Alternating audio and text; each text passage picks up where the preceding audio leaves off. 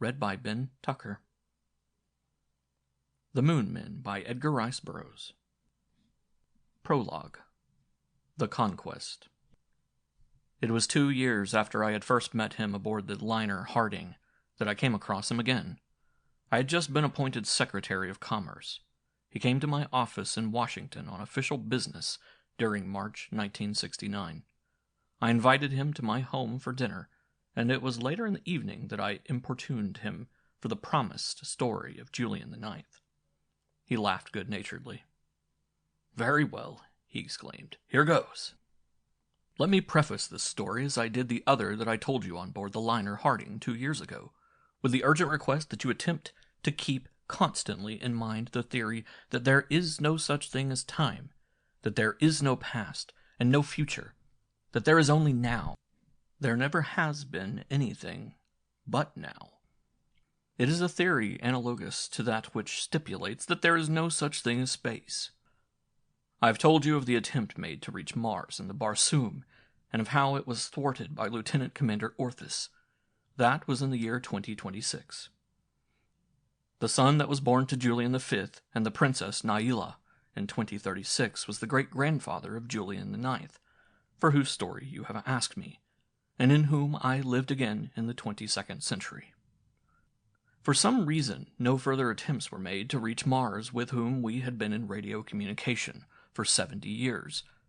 Possibly it was due to the rise of a religious cult which preached against all forms of scientific progress, and which by political pressure was able to mold and influence several successive weak administrations of a notoriously weak party that had had its origin nearly a century before in a group of peace-at-any-price men. In the year 2050, the blow fell. Lieutenant Commander Orthus, after 24 years upon the moon, returned to Earth with 100,000 Kalkars and 1,000 Vagas. In 1,000 great ships they came, bearing arms and ammunition and strange new engines of destruction, fashioned by the brilliant mind of the arch-villain of the universe. No one but Orthus could have done it. No one but Orthus would have done it. It had been he who had perfected the engines that had made the Barsoom possible, and after he had become the dominant force among the Kalkars of the moon, and had aroused their imaginations with tales of the great rich world lying ready and unarmed within easy striking distance of them, it had been an easy thing to enlist their labor in the building of the ships and the manufacture of the countless accessories necessary to the successful accomplishment of the great adventure. The moon furnished all the needed materials, the Kalkars furnished the labor, and Orthus the knowledge, the brains, and the leadership. 10 years had been devoted to the spreading of his propaganda and the winning over of the thinkers or Kalkars, and then 14 years were required to build and outfit the fleet. 5 days before they arrived, astronomers detected the fleet as minute specks upon the eyepieces of their telescopes. There was much speculation, but it was Julian V alone who guessed the truth. He warned the governments at London and Washington, but though he was then in command of the International Peace Fleet, his appeals were treated with levity and ridicule. He knew Orthus, and so he knew that it was easily within the man's ability to construct a fleet, and he also knew that only for one purpose would Orthus return to Earth with so great a number of ships. It meant war, and the Earth had nothing but a handful of cruisers wherewith to defend herself. There were not available in all the world 25,000 organized fighting men, nor equipment for more than half again that number. The inevitable occurred. Orthus seized London and Washington simultaneously. His well-armed forces met with practically no resistance. There could be no resistance, for there was nothing wherewith to resist. It was a criminal offense to possess firearms. Even edged weapons with blades over 6 inches long were barred by law. Military training, except for the chosen few of the International Peace Fleet, had been banned for years. And against this pitiable state of disarmament and unpreparedness was brought a force of 100,000 well-armed, seasoned warriors with engines of destruction that were unknown to Earthmen. A description of one alone will suffice to explain the utter hopelessness of the cause of the Earthmen. This instrument, of which the invaders brought but one, was mounted upon the deck of their flagship, and was operated by Orthus in person. It was an invention of his own, which no Kalkar understood or could operate. Briefly, it was a device for the generation of radioactivity at any desired vibratory rate, and for the directing of the resultant emanations upon any given object within its effective range. We do not know what Orthus called it, but the Earthmen of that day knew it as an electronic rifle. It was quite evidently a recent invention, and therefore in some respects crude. But be that as it may, its effects were sufficiently deadly to permit Orthus to practically wipe out the entire international peace fleet in less than 30 days, as rapidly as the various ships came within range of the electronic rifle. To the layman, the visual effects induced by this weird weapon were appalling and nerve-shattering. A mighty cruiser vibrant with life and power might sail majestically to engage the flagship of the Kalkars, when, as by magic, every aluminum part of the cruiser would vanish as mist before the sun, and as nearly 90% of a peace fleet cruiser, including the hull, was constructed of aluminum, the result may be imagined. One moment there was a great ship forging through the air, her flags and pennants flying in the wind, her band playing, her officers and men at their quarters. The next, a mass of engines, polished wood, cordage, flags, and human beings hurtling earthward to extinction. It was Julian V who discovered the secret of this deadly weapon, and that it accomplished its destruction by projecting upon the ships of the peace fleet the vibratory rate of radioactivity identical with that of aluminum, with the result that, thus excited, the electrons of the attacked substance increased their own vibratory rate to a point that they became dissipated again into their elemental and invisible state. In other words, aluminum was transmuted into something else that was as invisible and intangible as ether. Perhaps it was ether. Assured of the correctness of his theory, Julian V withdrew in his own flagship to a remote part of the world, taking with him the few remaining cruisers of the fleet. Orthus searched for them for months, but it was not until the close of the year 2050 that the two fleets met again, and for the last time. Julian V had by this time perfected the plan for which he had gone into hiding, and he now faced the Kalkar fleet and his old enemy Orthus with some assurance of success. His flagship moved at the head of the short column that contained the remaining hope of a world, and Julian V stood upon her deck beside a small and innocent-looking box mounted upon a stout tripod. Orthus moved to meet him. He would destroy the ships one by one as he approached them. He gloated at the easy victory that lay before him. He directed the electronic rifle at the flagship of his enemy and touched a button. Suddenly, his brows knitted. What was this? He examined the rifle. He held a piece of aluminum before its muzzle and saw the metal disappear. The mechanism was operating, but the ships of the enemy did not disappear. Then he guessed the truth, for his own ship was now but a short distance from that of Julian V, and he could see that the hull of the latter was entirely coated with a grayish substance that he sensed at once for what it was, an insulating material that rendered the aluminum parts of the enemy's fleet immune from the invisible fire of his rifle. Orthus's scowl changed to a grim smile. He turned 2 dials upon a control box connected with the weapon, and again pressed the button. Instantly the bronze propellers of the Earthman's flagship vanished in thin air, together with numerous fittings and parts above decks. Similarly went the exposed bronze parts of the balance of the internal peace fleet, leaving a squadron of drifting derelicts at the mercy of the foe. Julian V's flagship was at that time but a few fathoms from that of Orthus. The two men could plainly see one another's features. Orthus's expression was savage and gloating, that of Julian V sober and dignified. "You thought to beat me, then?" jeered Orthus. "God, but I have waited and labored and sweated for this day. I've wrecked a world to best you, Julian V, to best you and to kill you, but to let you know first that I am going to kill you. To kill you in such a way that man was never before killed, as no other brain than mine could conceive of killing. You insulated your aluminum parts, thinking thus to thwart me. But you did not know, your feeble intellect could not know, that as easily as I destroyed aluminum, I can, by the simplest of adjustments, attune this weapon to destroy any one of 100 different substances, and among them human flesh or bone.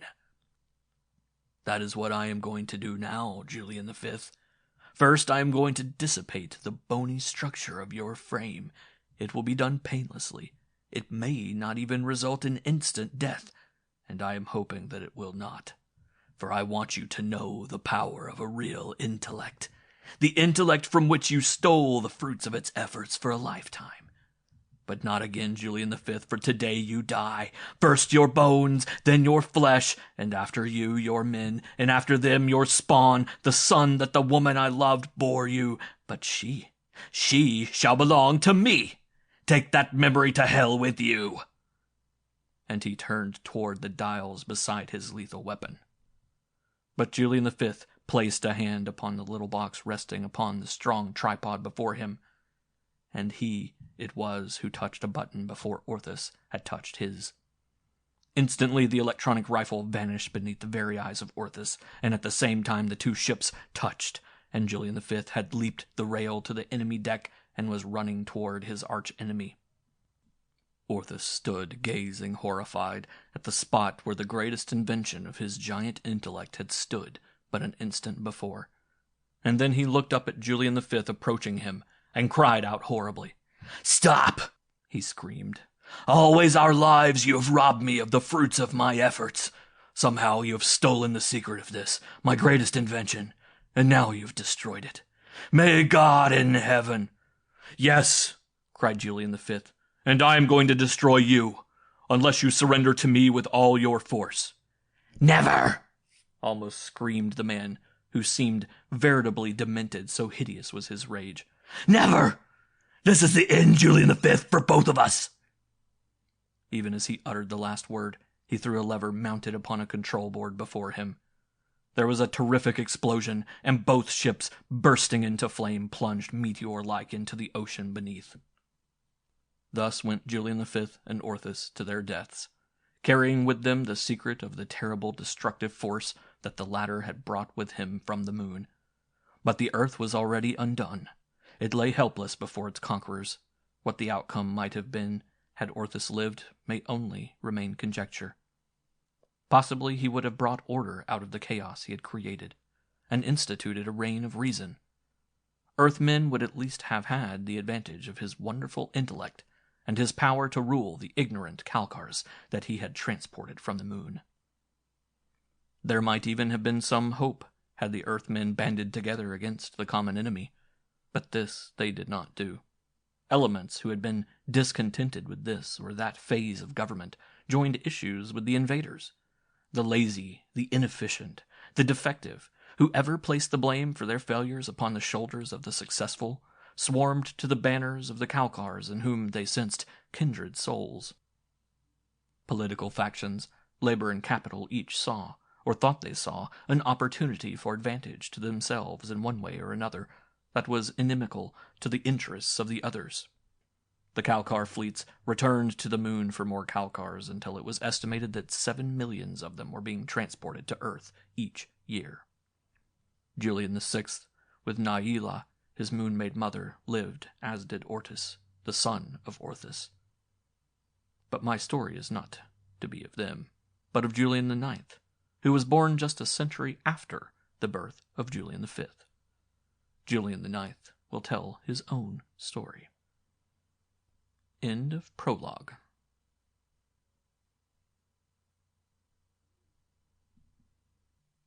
Chapter 1. The Flag. I was born in the Tivos of Chicago, January 1st, 2100, to Julian VIII and Elizabeth James. My father and mother were not married, as marriages had long since become illegal. I was called Julian IX. My parents were of the rapidly diminishing intellectual class, and could both read and write. This learning they imparted to me, although it was very useless learning. It was their religion. Printing was a lost art, and the last of the public libraries had been destroyed almost 100 years before I reached maturity, so there was little or nothing to read, while to have a book in one's possession was to brand one as of the hated intellectuals, arousing the scorn and derision of the Kalkar rabble, and the suspicion and persecution of the lunar authorities who ruled us. The first 20 years of my life were uneventful. As a boy, I played among the crumbling ruins of what must have once been a magnificent city. Pillaged, looted, and burned 100 times, Chicago still reared the skeletons of some mighty edifices above the ashes of her former greatness. As a youth, I regretted the departed romance of the long-gone days of my forefathers, when the Earthmen still retained sufficient strength to battle for existence. I deplored the quiet stagnation of my own time, with only an occasional murder to break the monotony of our black existence. Even the Kalkar guard, stationed on the shore of the Great Lake, seldom harassed us, unless there came an urgent call from higher authorities for an additional tax collection, for we fed them well and they had the pick of our women and young girls. Almost, but not quite, as you shall see. The commander of the guard had been stationed here for years, and we considered ourselves very fortunate in that he was too lazy and indolent to be cruel or oppressive. His tax collectors were always with us on market days, but they did not exact so much that we had nothing left for ourselves, as refugees from Milwaukee told us was the case there. I recalled one poor devil from Milwaukee who staggered into our marketplace of a Saturday. He was nothing more than a bag of bones, and he told us that fully 10,000 people had died of starvation the preceding month in his tivos. The word tivos is applied impartially to a district and to the administrative body that misadministers its affairs. No one knows what the word really means, though my mother has told me that her grandfather said that it came from another world, the moon, like cash guard, which also means nothing in particular. One soldier is a cash guard. 10,000 soldiers are a cash guard. If a man comes with a piece of paper upon which something is written that you are not supposed to be able to read, and kills your grandmother or carries off your sister, you say, "The cash guard did it." 3 Saturdays a month, the tax collectors were in the marketplaces, appraising our wares, and on the last Saturday, they collected 1% of all we had bought or sold during the month. Nothing had any fixed value. Today, you might haggle half an hour in trading a pint of beans for a goatskin, and next week, if you wanted beans, the chances were more than excellent that you would have to give 4 or 5 goatskins for a pint, and the tax collectors took advantage of that. They appraised on the basis of the highest market values for the month. My father had a few long-haired goats. They were called Montana goats, but he said they were really Angoras, and Mother used to make cloth from their fleece. With the cloth, the milk, and the flesh from our goats, we lived very well, having also a small vegetable garden beside our house. But there were some necessities that we must purchase in the marketplace, it being against the law to barter in private, as the tax collectors would then have known nothing about a man's income. After supper one night, Father and I went out and milked the goats, and saw that the sheds were secured for the night against the dogs. It seems as though they had become more numerous and more bold each year. They run in packs now, when there were only individuals when I was a little boy, and it is scarce safe for a grown man to travel in unfrequented locality at night. We are not permitted to have firearms in our possession, nor even bows and arrows, so we cannot exterminate them, and they seem to realize our weakness, coming close in among the houses and pens at night. They are large brutes, fearless and powerful. There is one pack more formidable than the others, which Father says appears to carry a strong strain of Collie and Airedale blood. The members of this pack are large, cunning, and ferocious, and are becoming a terror to the city. We call them the Hellhounds.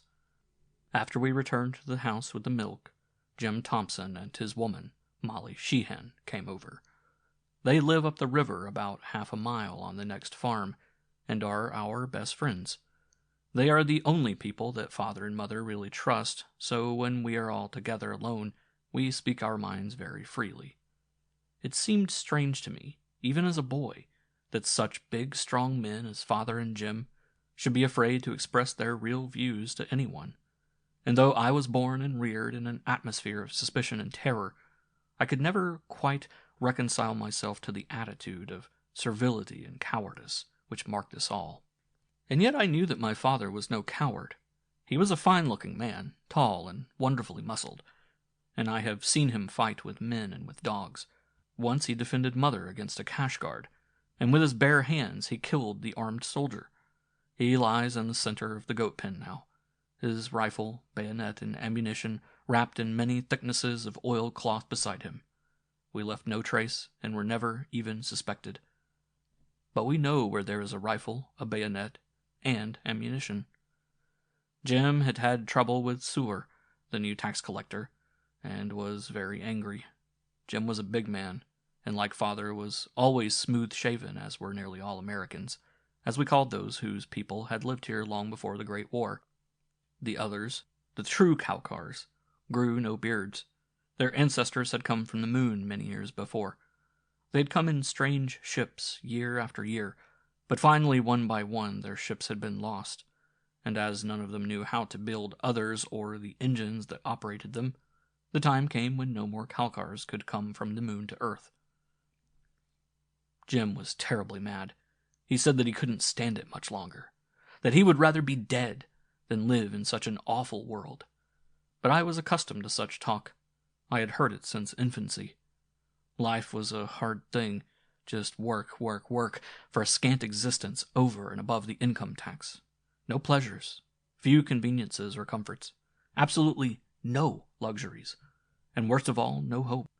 It was seldom that anyone smiled, anyone in our class, and the grown-ups never laughed. As children we laughed, a little, not much. It is hard to kill the spirit of childhood, but the brotherhood of man had almost done it. Father placed his hand upon Jim's shoulder. "We must not weaken, my friend," he said. "I often feel the same way." And then he walked quickly across the room to the fireplace and removed a stone above the rough wooden mantel. Reaching his hand into the aperture behind, he turned toward us.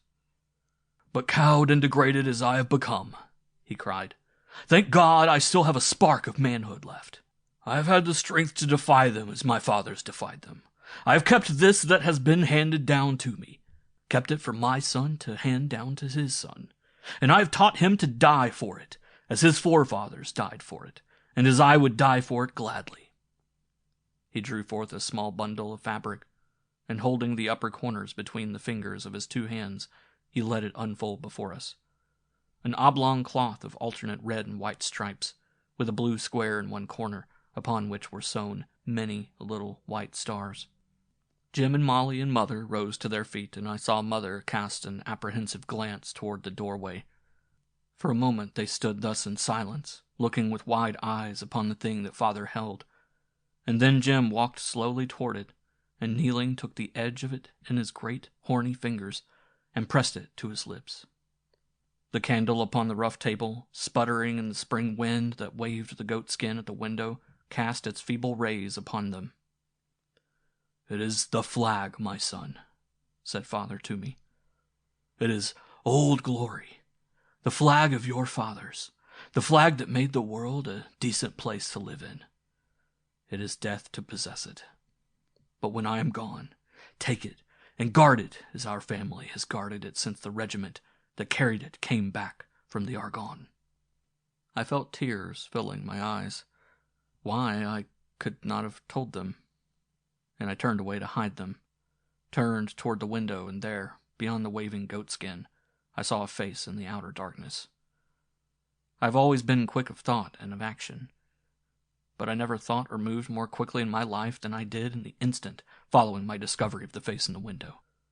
With a single movement, I swept the candle from the table, plunging the room into utter darkness, and leaping to my father's side, I tore the flag from his hands and thrust it back into the aperture above the mantel. The stone lay upon the mantel itself, nor did it take me but a moment to grope for it and find it in the dark. An instant more, and it was replaced in its niche. So ingrained were apprehension and suspicion in the human mind that the four in the room with me sensed intuitively something of the cause of my act. And when I had hunted for the candle, found it, and relighted it, they were standing tense and motionless, where I had last seen them. They did not ask me a question, for if they suspicioned correctly, they knew that we must not talk upon the subject. Father was the first to speak. "You were very careless and clumsy, Julian," he said. "If you wanted the candle, why did you not pick it up carefully instead of rushing at it so? But that is always your way. You are constantly knocking things over." He raised his voice a trifle as he spoke, but it was a lame attempt at deception, and he knew it, as did we. If the man who owned the face in the dark heard his words, he must have known it as well. As soon as I had relighted the candle, I went into the kitchen and out the back door, and then keeping close in the black shadow of the house, I crept around toward the front, for I wanted to learn, if I could, who it was who had looked in upon that scene of high treason. The night was moonless but clear, and I could see quite a distance in every direction, as our house stood in a fair-sized clearing close to the river. Southeast of us, the path wound upward across the approach to an ancient bridge, long since destroyed by raging mobs or rotted away. I do not know which. And presently I saw the figure of a man silhouetted against the starlit sky as he topped the approach. The man carried a laden sack upon his back. This fact was to some extent reassuring, as it suggested that the eavesdropper was himself upon some illegal mission, and that he could ill afford to be too particular of the actions of others. I have seen many men carrying sacks and bundles at night. I have carried them myself. It is the only way often in which a man may save enough from the tax collector on which to live and support his family. I did not follow the man, being sure that he was one of our own class, but turned back toward the house where I found the four talking in low whispers, nor did any of us raise his voice again that evening. It must have been 3/4 of an hour later, as Jim and Molly were preparing to leave, that there came a knock upon the door, which immediately swung open before an invitation to enter could be given. We looked up to see Peter Johansson smiling at us. I never liked Peter. He was a long, lanky man who smiled with his mouth, but never with his eyes. I didn't like the way he used to look at Mother when he thought no one was observing him, nor his habit of changing women every year or two. That was too much like the Kalkars. I always felt toward Peter as I had as a child when, barefooted, I stepped unknowingly upon a snake in the deep grass. Father greeted the newcomer with a pleasant, "Welcome, Brother Johansson." But Jim only nodded his head and scowled, for Peter had a habit of looking at Molly as he did at Mother, and both women were beautiful. I think I never saw a more beautiful woman than my mother, and as I grew older and learned more of men and the world, I marveled that Father had been able to keep her, and too, I understood why she never went abroad, but stayed always closely about the house and farm. I never knew her to go to the marketplace as did most of the other women, but I was 20 now, and worldly wise, and so I knew what I had not known as a little child. "What brings you out so late, Brother Johansson?" I asked. We always used the prescribed brother to those of whom we were not sure. I hated the word. To me a brother meant an enemy as it did to all our class, and I guess to every class, even the Kalkars. "I followed a stray pig," replied Peter to my question. "He went in that direction." And he waved a hand toward the marketplace. As he did so, something tumbled from beneath his coat, something that his arm had held there. It was an empty sack. Immediately I knew who it was, who owned the face in the dark beyond our goatskin hanging. Peter snatched the sack from the floor in ill-conceived confusion, and then I saw the expression of his cunning face change as he held it toward Father. "Is this yours, Brother Julian?" he asked. "I found it just before your door and thought that I would stop and ask." "No," said I, not waiting for Father to speak. "It is not ours. It must belong to the man I saw carrying it full a short time since. He went by the path beside the old bridge." I looked straight into Peter's eyes. He flushed and then went white. "I did not see him," he said presently. "But if the sack is not yours, I will keep it. At least it is not high treason to have it in my possession." And then without another word, he turned and left the house. We all knew then that Peter had seen the episode of the flag. Father said that we need not fear, that Peter was all right. But Jim thought differently, and so did Molly and Mother. I agreed with them. I did not like Peter. Jim and Molly went home shortly after Peter left, and we prepared for bed. End of Chapter 1.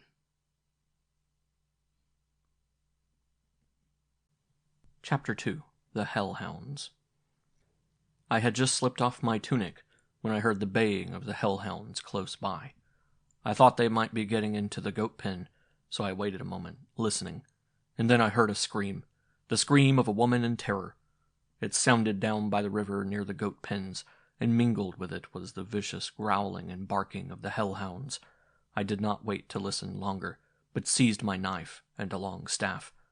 I ran out the front door, which was closest, and turned toward the pens in the direction of the Hellhound's deep growlings and the screams of the woman, which were repeated twice.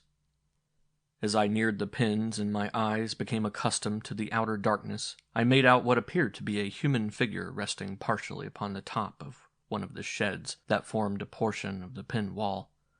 The legs and lower body dangled over the edge of the roof, and I could see 3 or 4 hellhounds leaping for it, while another, that had evidently gotten a hold, was hanging to one leg and attempting to drag the figure down. As I ran forward, I shouted at the beasts, and those that were leaping for the figure stopped and turned toward me. I knew something of the temper of these animals, and that I might expect them to charge, for they were quite fearless of man ordinarily, but I ran forward toward them so swiftly and with such determination that they turned, growling, and ran off before I reached them, but not far. The one that had hold of the figure succeeded in dragging it to earth just before I reached them, and then it discovered me and turned, standing over its prey, with wide jaws and terrific fangs menacing me. It was a huge beast, almost as large as a full-grown goat, and easily a match for several men as poorly armed as I.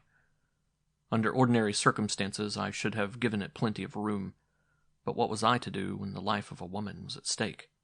I am an American, not a Kalkar. Those swine would throw a woman to the Hellhounds to save their own skins.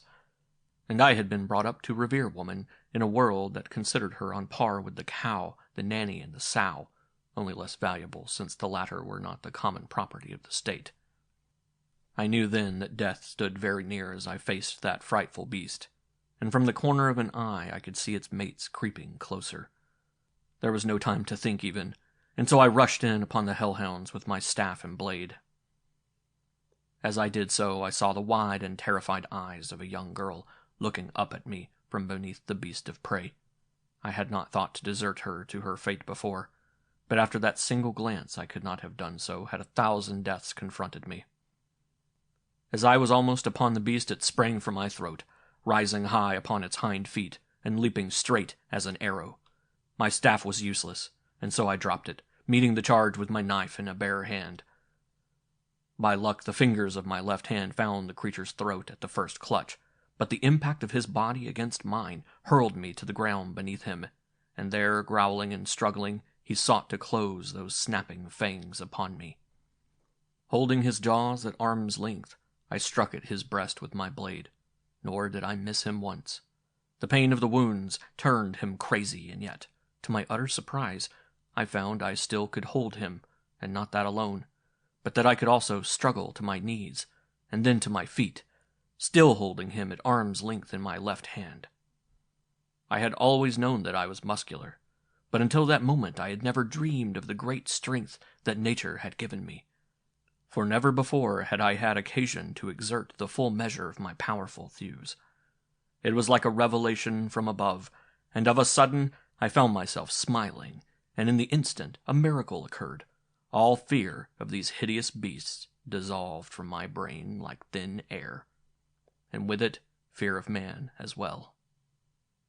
I, who had been brought out of a womb of fear into a world of terror, who had been suckled and nurtured upon apprehension and timidity, I, Julian the IX, at the age of 20 years, became in the fraction of a second utterly fearless of man or beast.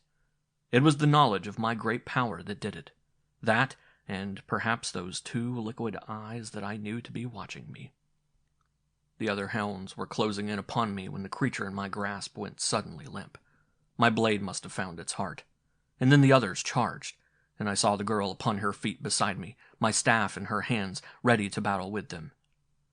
"To the roof!" I shouted to her. But she did not heed. Instead, she stood her ground, striking a vicious blow at the leader as he came within range. Swinging the dead beast above my head, I hurled the carcass at the others so that they scattered and retreated again. and then I turned to the girl, and without more parley, lifted her in my arms and tossed her lightly to the roof of the goat shed. I could easily have followed to her side in safety, had not something filled my brain with an effect similar to that which I imagine must be produced by the vile concoction brewed by the Kalkars, in which they drink to excess, while it would mean imprisonment for us to be apprehended with it in our possession. At least, I know that I felt a sudden exhilaration, a strange desire to accomplish wonders before the eyes of this stranger, and so I turned upon the 4 remaining Hellhounds, who had now bunched to renew the attack, and without waiting for them, I rushed toward them. They did not flee, but stood their ground, growling hideously, their hair bristling upon their necks and along their spines, their great fangs bared and slavering. But among them I tore, and by the very impetuosity of my attack I overthrew them. The first sprang to meet me, and him I seized by the neck, and clamping his body between my knees, I twisted his head entirely around until I heard the vertebrae snap.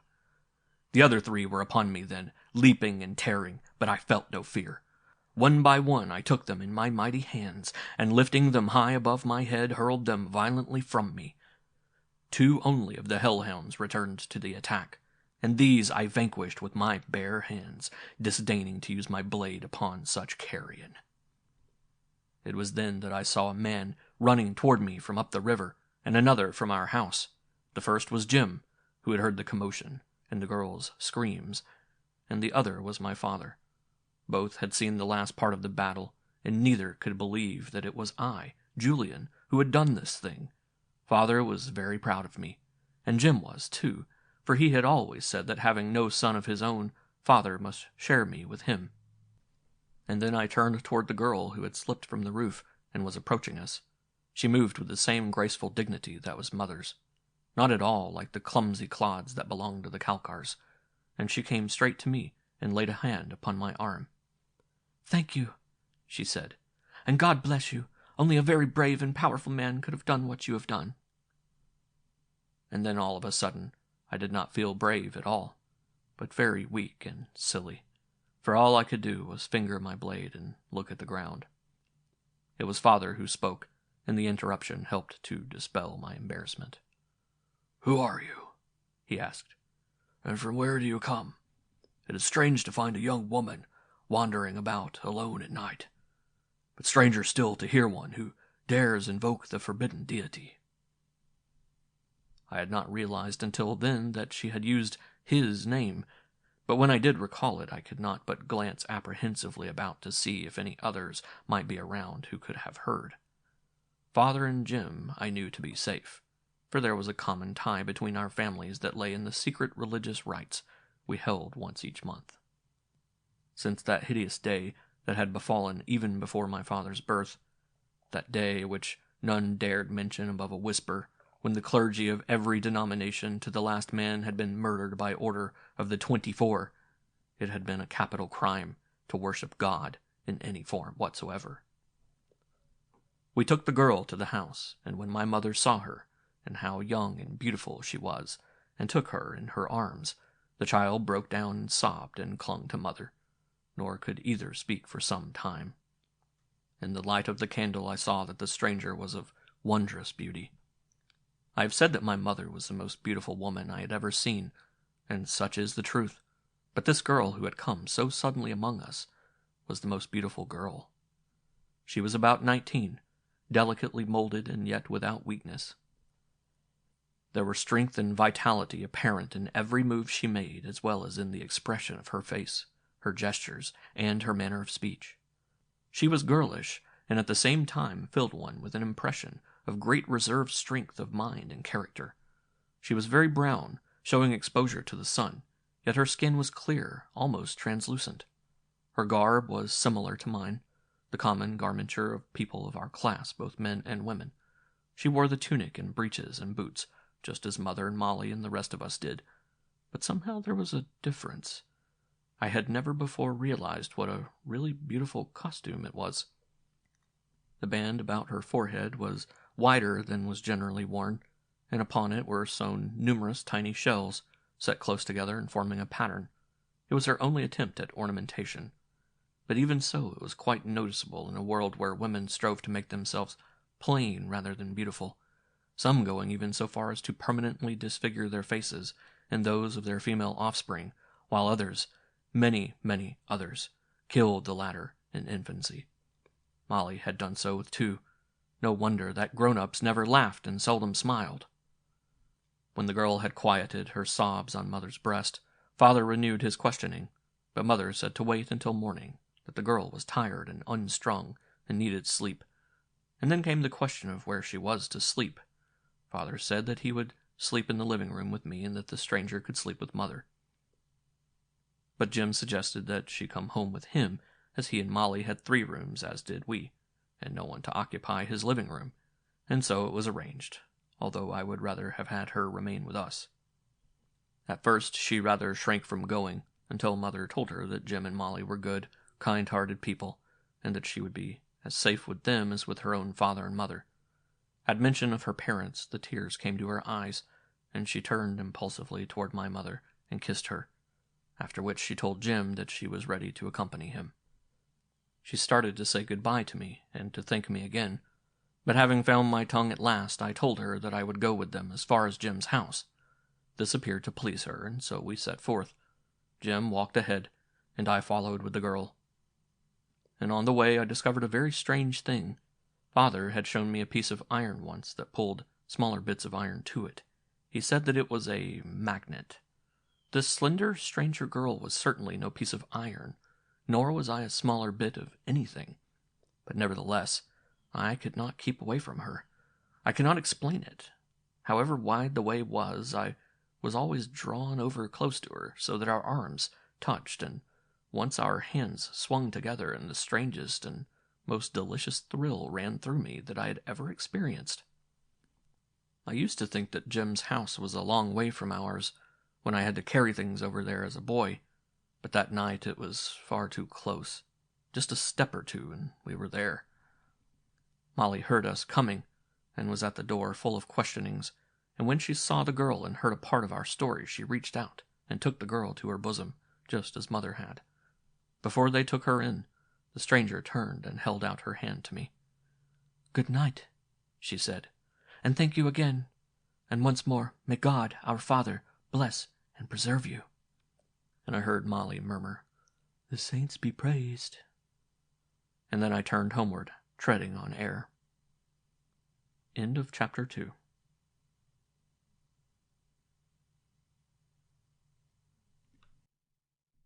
Chapter 3. Brother General Ortis. The next day I set out as usual to peddle goat's milk. We were permitted to trade in perishable things on other than market days, though we had to make a strict accounting for all such bartering. I usually left Molly until the last, as Jim had a deep cold well on his place, where I liked to quench my thirst after my morning trip. But today Molly got her milk fresh and first, and early, about a half an hour earlier than I was wont to start out. When I knocked and she had bade me enter and saw who it was, she looked surprised at first for just an instant, and then a strange expression came into her eyes, half amusement, half pity, and she rose and went into the kitchen for the milk jar. I saw her wipe the corners of her eyes with the back of one finger, but I did not understand why. Not then. The stranger girl had been in the kitchen helping Molly, and the latter must have told her I was there, for she came right in and greeted me.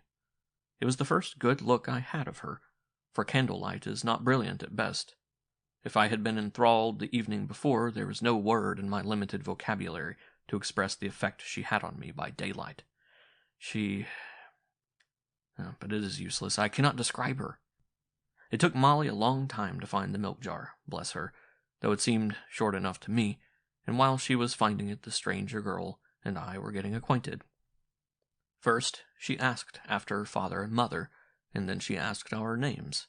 When I told her mine, she repeated it several times to herself in a low voice. "Julian the 9th," she said. "Julian the 9th." And then she smiled up at me. "It is a nice name. I like it." "And what is your name?" I asked. "Juana," she said, and she pronounced it Juana. "Juana St. John." I am glad, I said, that you like my name, but I like yours better. It was a very foolish speech, and it made me feel silly, but she did not seem to think it was foolish, or if she did, she was too nice to let me know it. I have known many girls, but mostly they were homely and stupid. The pretty girls were seldom allowed in the marketplace. That is, the pretty girls of our class. The Kalkars permitted their girls to go abroad, for they did not care who got them, as long as someone got them. But American fathers and mothers would rather slay their girls than send them to the marketplace, and the former often was done. The Kalkar girls, even those born of American mothers, were coarse and brutal in appearance, low-browed, vulgar, bovine. No stock can be improved or even kept to its normal plane unless high-grade males are used. This girl was so entirely different from any other that I had ever seen that I marveled that such a glorious creature could exist. I wanted to know all about her. It seemed to me that in some way I had been robbed of my right for many years, that she should have lived and breathed and talked and gone her way without my ever knowing it, or her. I wanted to make up for lost time, and so I asked her many questions. She told me that she had been born and raised in the Tivos, just west of Chicago, which extended along the Des Plaines River and embraced a considerable area of unpopulated country and scattered farms. "My father's home is in a district called Oak Park," she said, "and our house was one of the few that remained from ancient times. It was of solid concrete and stood upon the corner of two roads. Once it must have been a very beautiful place, and even time and war have been unable entirely to erase its charm. 3 great poplar trees rose to the north of it, beside the ruins of what my father said was once a place where motor cars were kept by the long-dead owner. To the south of the house were many roses, growing wild and luxuriant, while the concrete walls from which the plaster had fallen in great patches were almost entirely concealed by the clinging ivy that reached to the very eaves. It was my home, and so I loved it, but now it is lost to me forever. The cash guard and the tax collector came seldom. We were too far from the station and the marketplace, which lay southwest of us on Salt Creek.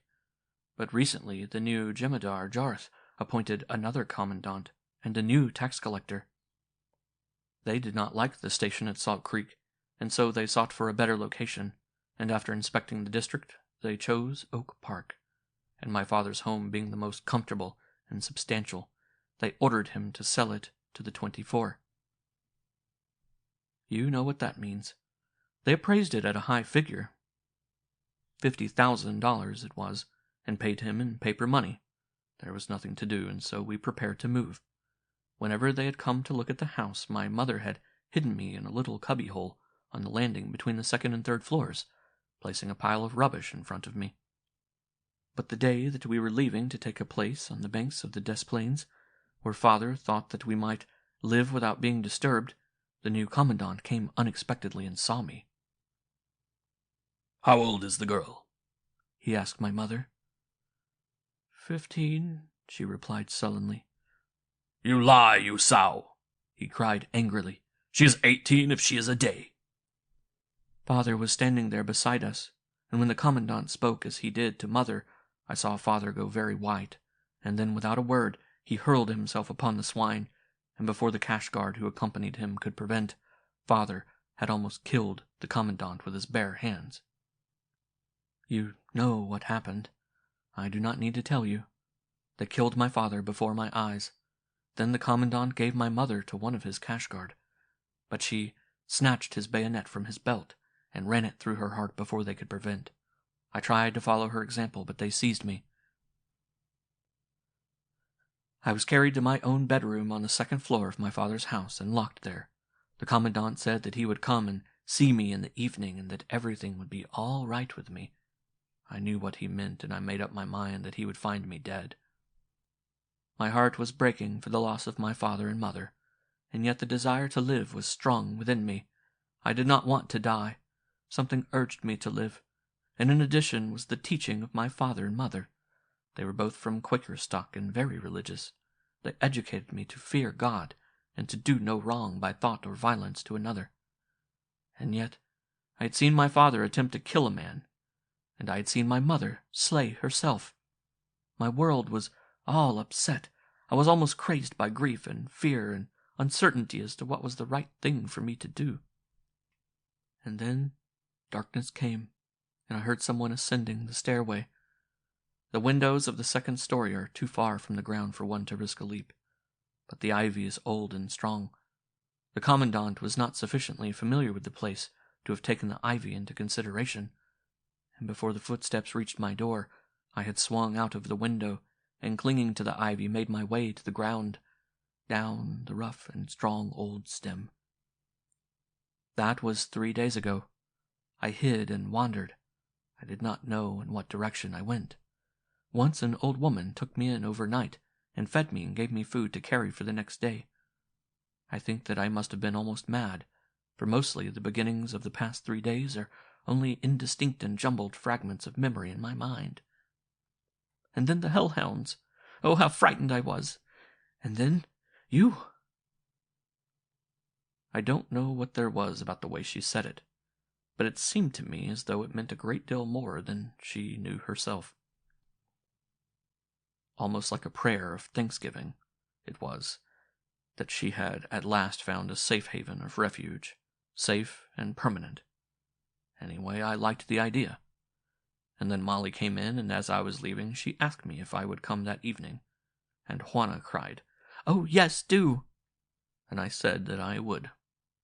When I had finished delivering the goat's milk, I started for home, and on the way I met old Samuels, the Jew. He made his living, and a scant one it was, by tanning hides. He was a most excellent tanner, but as nearly everyone else knew how to tan, there were not many customers. But some of the Kalkars used to bring him hides to tan. They knew nothing of how to do any useful thing, for they were descended from a long line of the most ignorant and illiterate people in the moon. And the moment they obtained a little power, they would not even work at what small trades their fathers once had learned, so that after a generation or two they were able to live only off the labor of others. They created nothing, they produced nothing. They became the most burdensome class of parasites the world has ever endured. The rich non-producers of olden times were a blessing to the world by comparison with these, for the former at least had intelligence and imagination. They could direct others, and they could transmit to their offspring the qualities of mind that are essential to any culture, progress, or happiness that the world ever may hope to attain. So the Kalkars patronized Samuels for their tanned hides, and if they had paid him for them the old Jew would have waxed rich. But they either did not pay him at all, or else mostly in paper money that did not even burn well, as Samuels used to say. "Good morning, Julian," he called as we met. "I shall be needing some hides soon, for the new commander of the Gash Guard has heard of old Samuels and has sent for me and ordered 5 hides tanned, the finest that can be. Have you seen this Ortis, Julian?" He lowered his voice. I shook my head negatively. "Heaven help us," whispered the old man. "Heaven help us." "Is he as bad as that, Moses?" I asked. The old man wrung his hands. "Bad times are ahead, my son," he said. "Old Samuels knows his kind. He is not lazy like the last one, and he is more cruel and more lustful. But about the hides, I have not paid you for the last. They paid me in paper money. But that I would not offer to a friend in payment for a last year's bird's nest. Maybe that I shall not be able to pay you for these new hides for a long time. Depends upon how Ortis pays me. Sometimes they are liberal, as they can afford to be with the property of others. But if he is a half-breed, as I hear he is, he will hate a Jew, and I shall get nothing. However, if he is pure Kalkar, it may be different. The pure Kalkars do not hate a Jew more than they hate other Earthmen. Though there is one Jew who hates a Kalkar." That night we had our first introduction to Ortis. He came in person, but I will tell you how it all happened. After supper I went over to Jim's.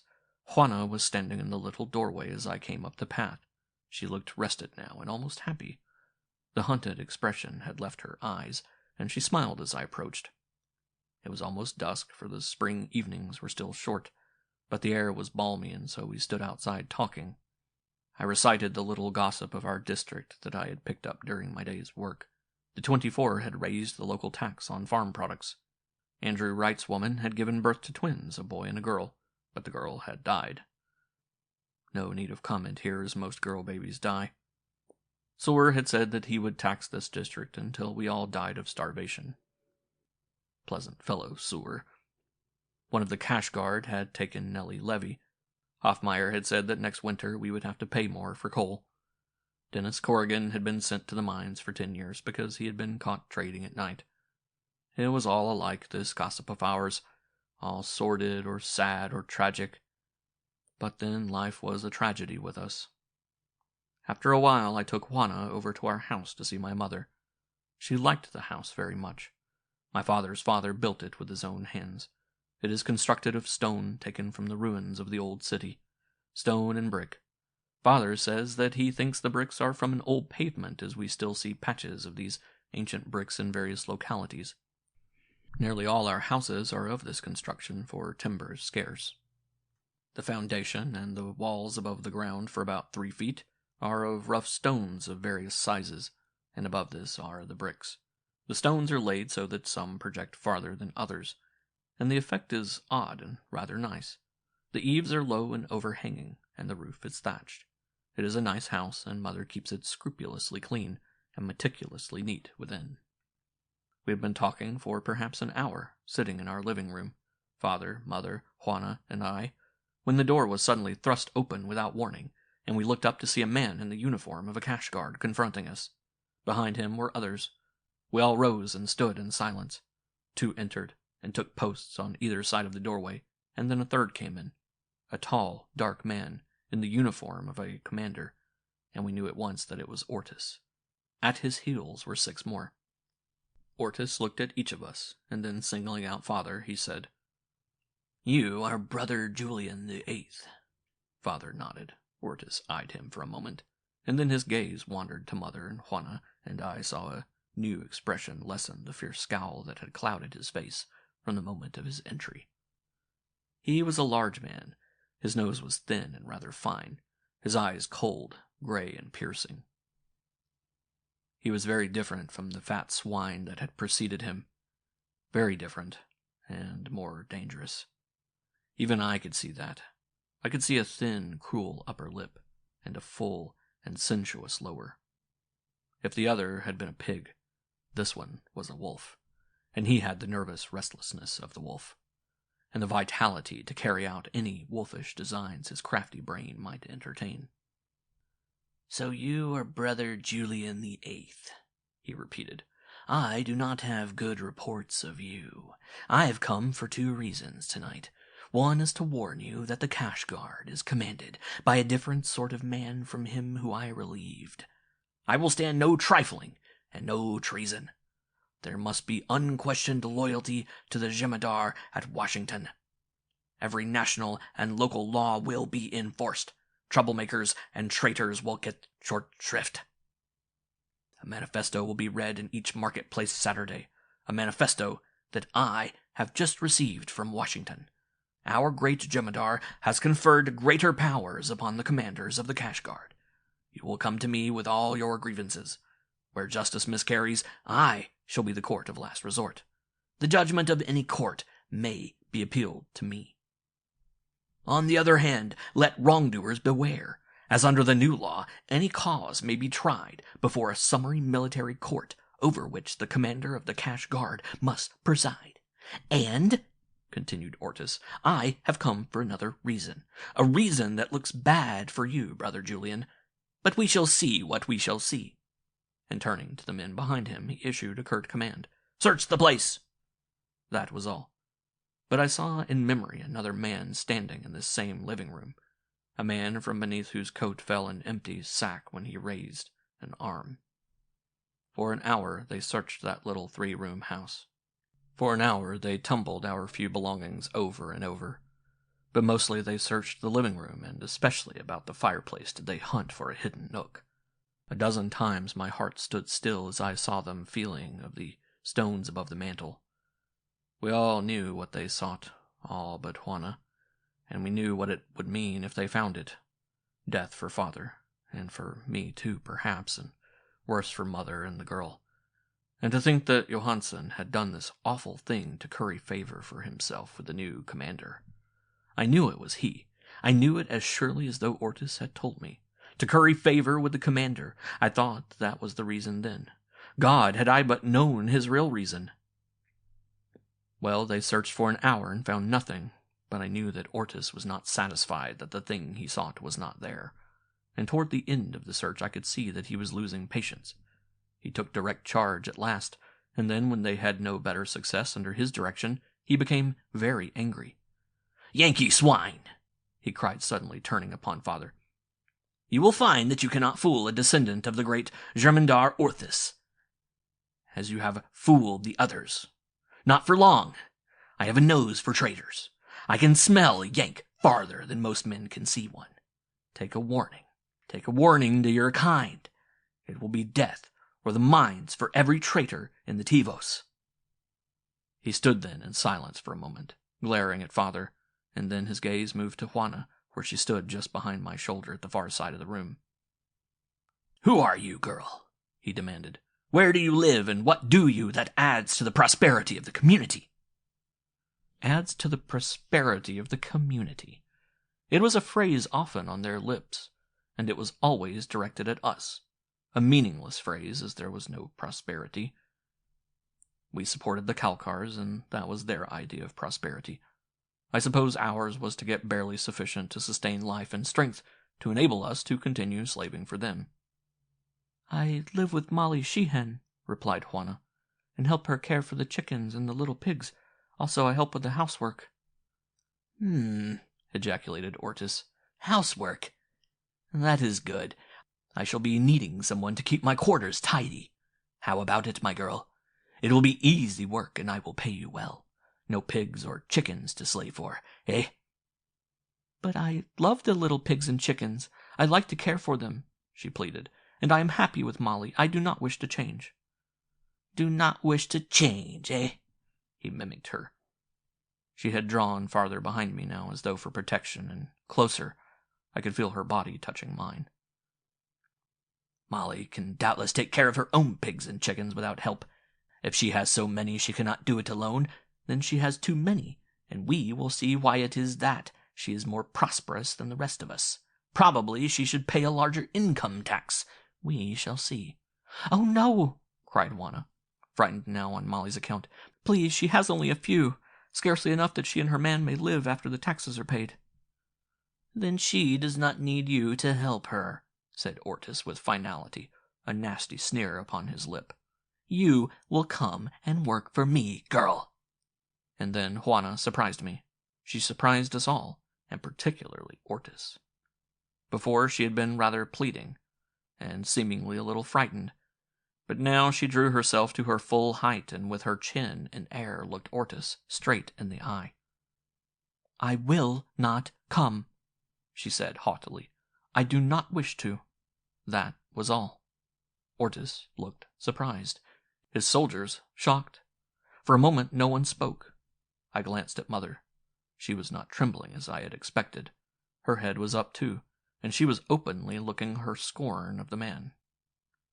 Father stood as he usually did before them, with his head bowed. But I saw that he was watching Ortis out of the corners of his eyes, and that his fingers were moving as might the fingers of hands fixed upon a hated throat. "You will come," said Ortis, a little red in the face now at this defiance. "There are ways." And he looked straight at me, and then he turned upon his heel, and followed by his cash guard left the house. End of Chapter 3.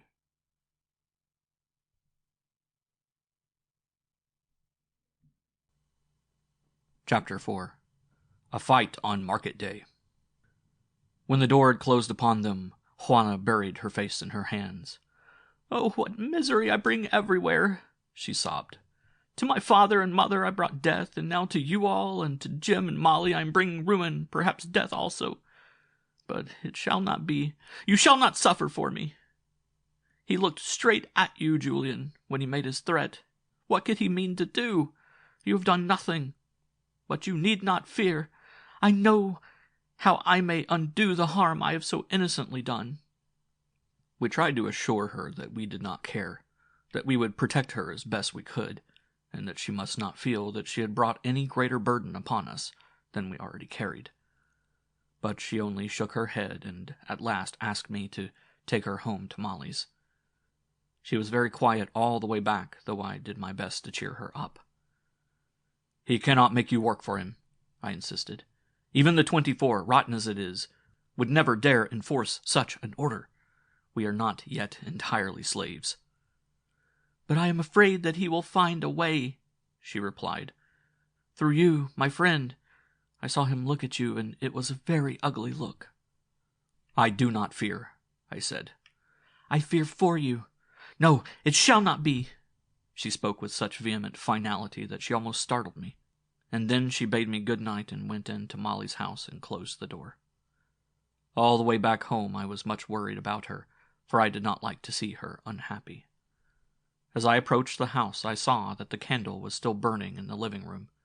I had left so hurriedly that I had given it no thought, and as I came closer I saw something else too. I was walking very slowly, and in the soft dust of the pathway my soft boots made no sound, or I might not have seen what I did see. 2 figures, close in the shadow of the wall, peering through one of our little windows into the living room. I crept stealthily forward until I was close enough to see that one was in the uniform of a cash guard, while the other was clothed as are those of my class, and in the latter I recognized the stoop-shouldered, lanky figure of Peter Johansson.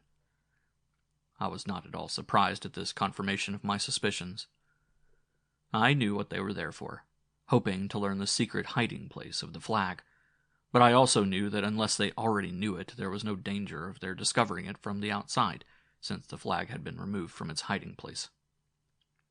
So I hid and watched them for a while, and then circled the house and entered from the front as though I did not know they were there, for it would never do to let them know that they had been discovered. Taking off my clothes, I went to bed, after putting out the candle. I do not know how long they remained. It was enough to know that we were being watched, and though it was not pleasant, I was glad that we were forewarned. In the morning I told Father and Mother what I had seen. Mother sighed and shook her head. "It is coming," she said. "I always knew that sooner or later it would come. One by one they get us. Now it is our turn." It was market day, and I went in with a few wethers, some hides, and cheese. Father did not come along. In fact, I advised him not to, as Sewer would be there, and also Hoffmeyer. 1 cheese I took as tribute to Sewer. God, how I hated to do it. But both Mother and Father thought it best to propitiate the fellow, and I suppose they were right. A lifetime of suffering does not incline one to seek further trouble. The marketplace was full, for I was a little late. There were many cash guards and evidence, more than usual. It was a warm day, the first really warm day we had had, and a number of men were sitting beneath a canopy at one side of the marketplace in front of Hoffmeyer's office. As I approached, I saw that Ortis was there, as well as Thav, the coal baron, and Hoffmeyer, of course, with several others, including some Kalkar women and children. I recognized Thav's women, a renegade Yank who had gone to him willingly, and their little child, a girl of about 6. The latter was playing in the dust in front of the canopy some 100 feet from the group, and I had scarcely recognized her when I saw that which made my heart almost stop beating for an instant. 2 men were driving a small bunch of cattle into the marketplace upon the other side of the canopy, when suddenly I saw one of the creatures, a great bull, break away from the herd, and with lowered head charge toward the tiny figure playing, unconscious of danger, in the dust. The men tried to head the beast off, but their efforts were futile. Those under the canopy saw the child's danger at the same time that I did, and they rose and cried aloud in warning. Thav's woman shrieked, and Ortis yelled lustily for the cash guard, but none hastened in the path of the infuriated beast to the rescue of the child.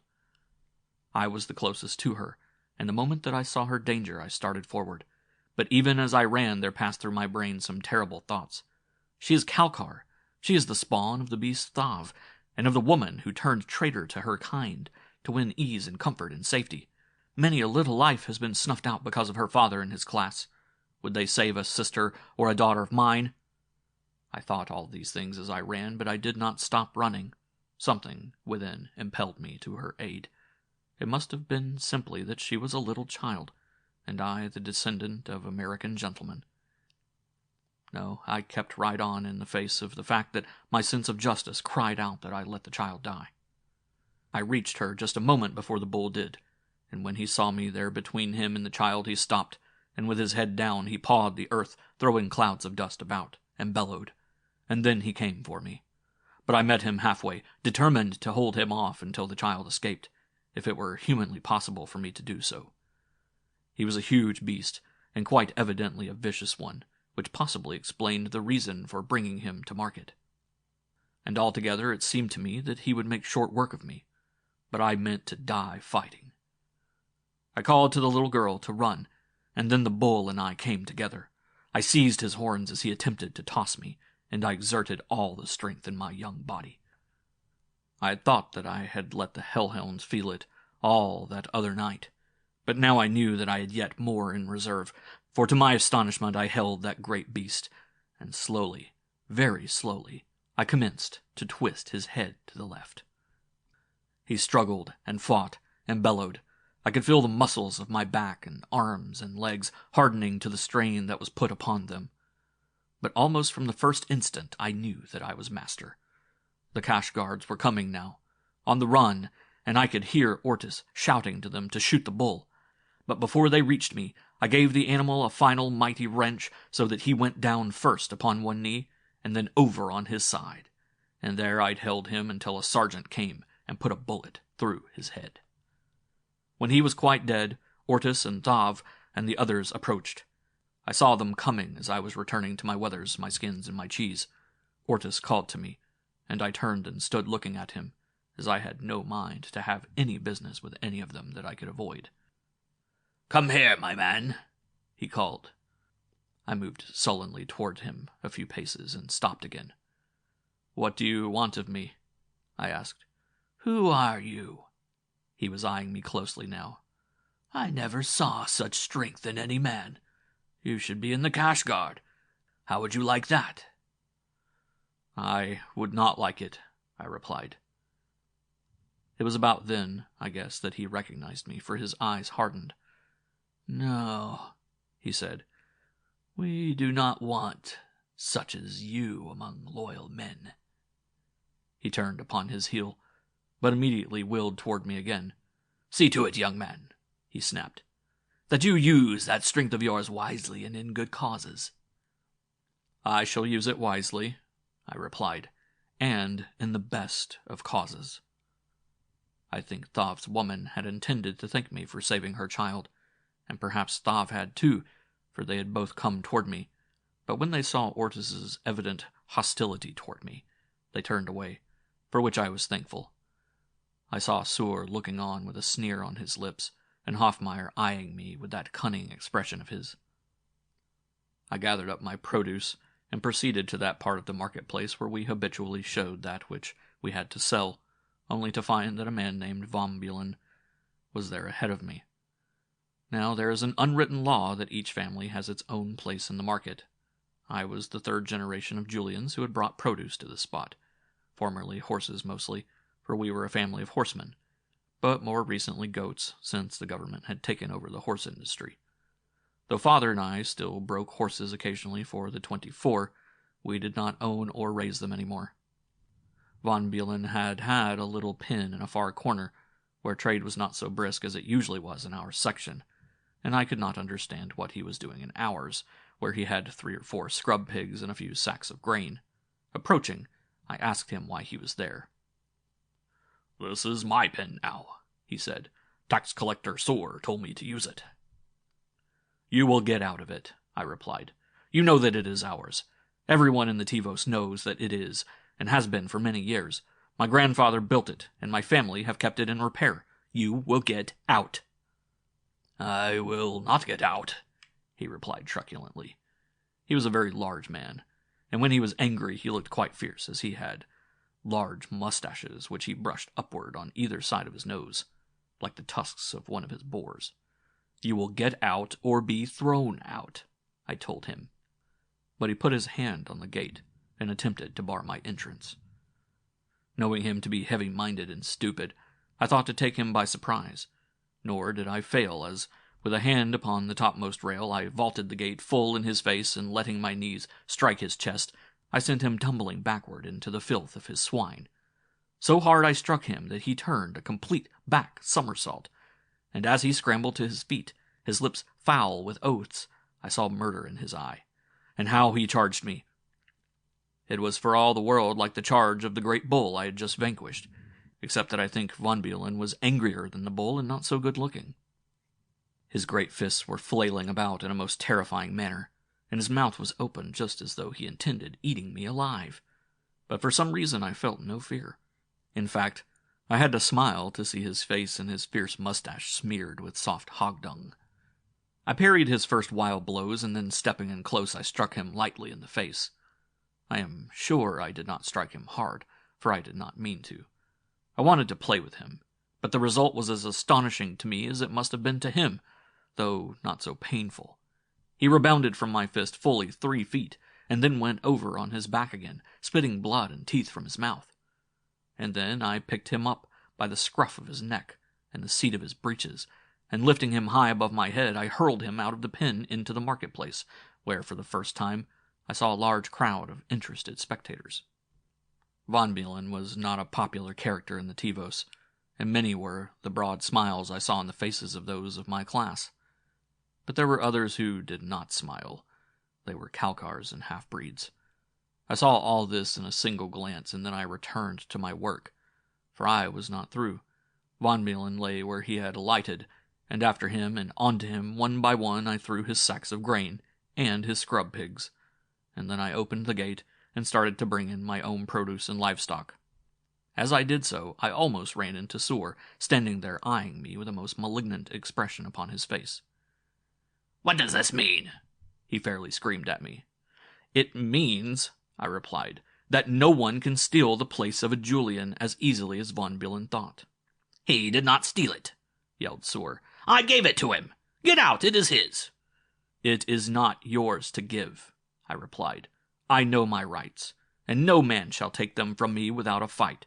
Do you understand me?" And then I brushed by him without another glance and drove my wethers into the pen. As I did so, I saw that no one was smiling any more. My friends looked very glum and very frightened. But a man came up from my right and stood by my side, facing Soor, and when I turned my eyes in his direction, I saw that it was Jim. Then I realized how serious my act must have seemed, and I was sorry that Jim had come and thus silently announced that he stood with me in what I had done. No others came, although there were many who hated the Kalkars fully as much as we. Soor was furious, but he could not stop me. Only the 24 could take the pen away from me. He called me names and threatened me, but I noticed that he waited until he had walked a short distance away before he did so. It was as food to a starving man to know that even one of our oppressors feared me. So far, this had been the happiest day of my life. I hurriedly got the goats into the pen, and then, with one of the cheeses in my hand, I called to Soor. He turned to see what I wanted, showing his teeth like a rat at bay. "You told my father to bring you a present," I yelled at the top of my lungs so that all about in every direction heard and turned toward us. "Here it is!" I cried. "Here is your bribe!" And I hurled the cheese with all my strength full in his face. He went down like a felled ox, and the people scattered like frightened rabbits. Then I went back into the pen and started to open and arrange my hides across the fence, so that they might be inspected by prospective purchasers. Jim, whose pen was next to ours, stood looking across the fence at me for several minutes. At last he spoke. "You have done a very rash thing, Julian," he said, and then, "I envy you." End of Chapter 4.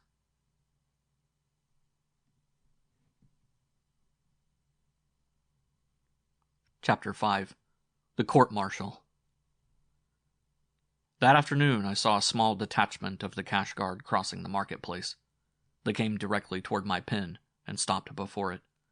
The sergeant in charge addressed me. "You are Brother Julian the Ninth?" he asked. "I am Julian the Ninth," I replied. "You had better be Brother Julian the Ninth when you are addressed by Brother General Ortis," he snapped back. "You are under arrest. Come with me." "What for?" I asked. "Brother Ortis will tell you if you do not know. You are to be taken to him." So it had come, and it had come quickly. I felt sorry for Mother, but in a way I was glad. If only there had been no such person in the world as Juana St. John, I should have been almost happy. For I knew Mother and Father would come soon, and as she had always taught me, we would be reunited in a happy world on the other side. A world in which there were no Kalkars or taxes. But then there was a Juana St. John, and I was very sure of this world, while not quite so sure of the other which I had never seen.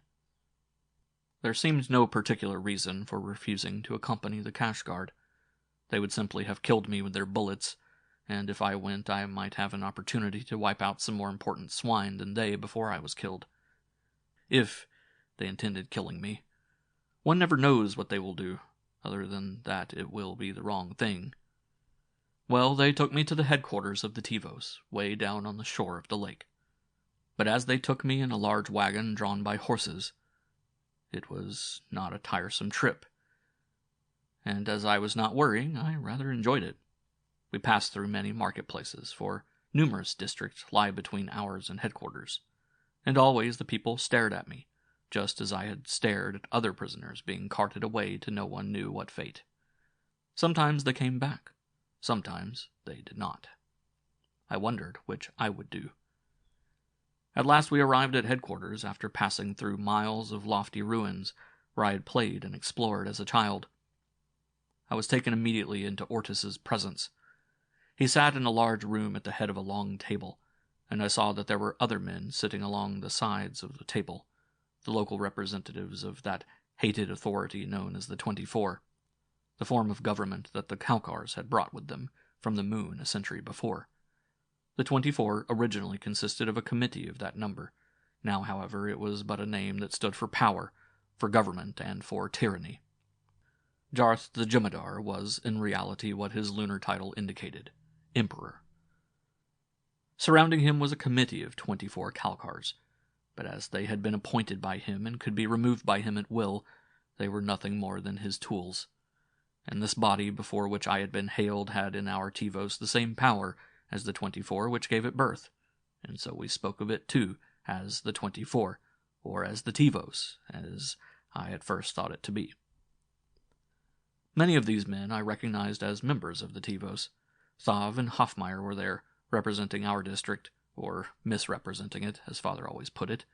Yet I was presently sure that this could not be a meeting of the Tivos proper, as these were held in another building farther south, a magnificent pillared pile of olden times that the government had partially restored, as they had the headquarters, which also had been a beautiful building in a past age, its great lions still standing on either side of its broad entrance-way facing toward the west.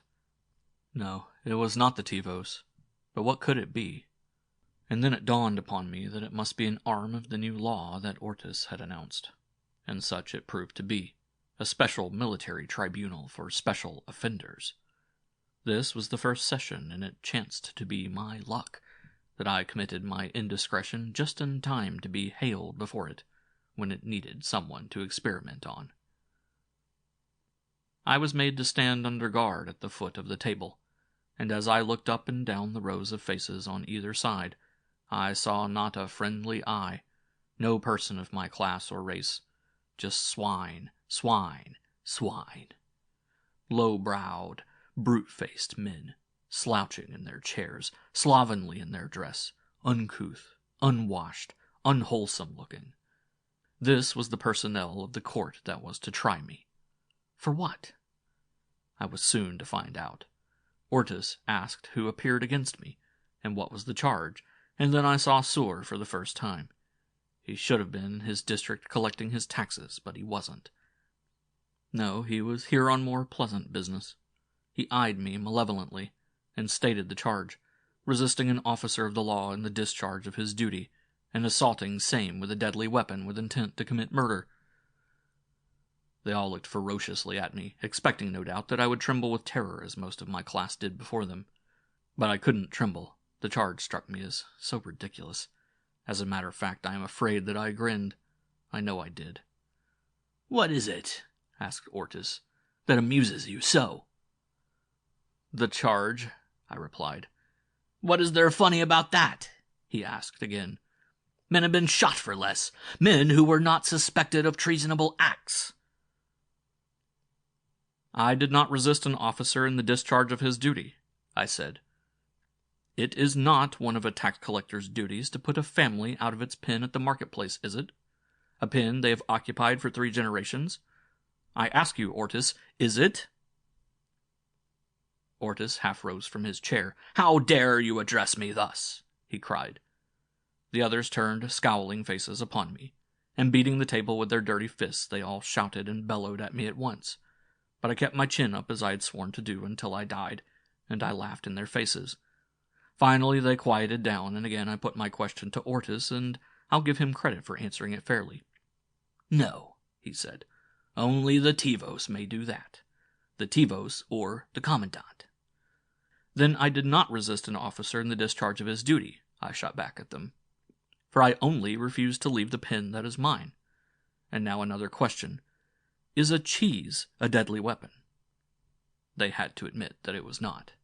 "He demanded a present from my father," I explained, "and I brought him a cheese. He had no right under the law to demand it, and so I threw it at him and it hit him in the head. I shall deliver thus every such illegal tithe that is demanded of us. I have my rights under the law, and I intend to see that they are respected." They had never been talked to thus before, and suddenly I realized that by merest chance I had stumbled upon the only way in which to meet these creatures. They were moral, as well as physical, cowards. They could not face an honest, fearless man. Already they were showing signs of embarrassment. They knew that I was right, and while they could have condemned me had I bowed the knee to them, they hadn't the courage to do it in my presence. The natural outcome was that they sought a scapegoat, and Ortis was not long in finding one. His baleful eye alighted upon Sur. "Does this man speak the truth?" he cried at the tax collector. "Did you turn him out of his pen? Did he do no more than throw a cheese at you?" Sur, a coward before those in authority over him, flushed and stammered. He tried to kill me," he mumbled lamely. "And he did almost kill Brother Von Buren." Then I told them of that, and always I spoke in a tone of authority, and I held my ground. I did not fear them, and they knew it. Sometimes I think they attributed it to some knowledge I had of something that might be menacing them, for they were always afraid of revolution. That is why they ground us down so. The outcome of it was that I was let go with a warning that if I did not address my fellows as brother, I would be punished. And even then I gave the parting shot, for I told them I would call no man brother unless he was. The whole affair was a farce, but all trials were farces. Only as a rule, the joke was on the accused. They were not conducted in a dignified or proper manner, as I imagined trials in ancient times to have been. There was neither order nor system. I had to walk all the way home, another manifestation of justice, and I arrived there an hour or 2 after supper time. I found Jim and Molly and Juana at the house, and I could see that Mother had been crying. She started again when she saw me. Poor Mother. I wonder if it had always been such a terrible thing to be a mother. But no, it cannot have been, else the human race would long since have been extinct, as the Kalkars will rapidly make it anyway. Jim had told them of the happenings in the marketplace, the episode of the bull, the encounter with Von Buren, and the matter of Sur. For the first time in my life, and the only time, I heard my father laugh aloud. Juana laughed too. But there was still an undercurrent of terror that I could feel, and which Molly finally voiced. "They will get us yet again, Julian," she said. "But what you have done is worth dying for." "Yes," cried my father, "I can go to the butcher with a smile on my lips after this. He has done what I always wanted to do, but dared not. If I am a coward, I can at least thank God that there sprang from my loins a brave and fearless man." You are not a coward," I cried, and Mother looked at me and smiled. I was glad that I had said that then. You may not understood what Father meant by going to the butcher, but it is simple. The manufacture of ammunition is a lost art. That is, the high-powered ammunition that the cash guard likes to use, and so they conserve all the vast stores of ammunition that were handed down from ancient times. Millions upon millions of rounds, or they would not be able to use the rifles that were handed down with the ammunition. They use this ammunition only in cases of dire necessity, a fact which long ago placed the firing squad of old in the same class with flying machines and automobiles. Now they cut our throats when they kill us, and the man who does it is known as the butcher. I walked home with Jim and Molly and Juana, but more especially Juana. Again I noticed that strange magnetic force which drew me to her, so that I kept bumping into her every step or two, and intentionally I swung my arm that was nearest to her in the hope that my hand might touch hers. Nor was I doomed to disappointment, and at every touch I thrilled. I could not but notice that Juana made no mention of my clumsiness, nor did she appear to attempt to prevent our contact. But yet I was afraid of her, afraid that she would notice, and afraid that she would not. I am good with horses and goats and hellhounds, but I am not much good with girls. We had talked upon many subjects, and I knew her views and beliefs, and she knew mine. So when we parted, and I asked her if she would go with me on the morrow, which was the first Sunday of the month, she knew what I meant.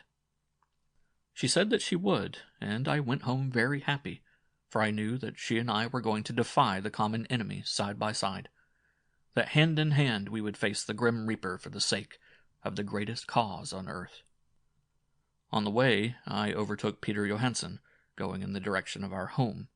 I could see that he had no mind to meet me, and he immediately fell to explaining lengthily why he was out at night, for the first thing I did was to ask him what strange business took him abroad so often late after the sun had set. I could see him flush, even in the dark.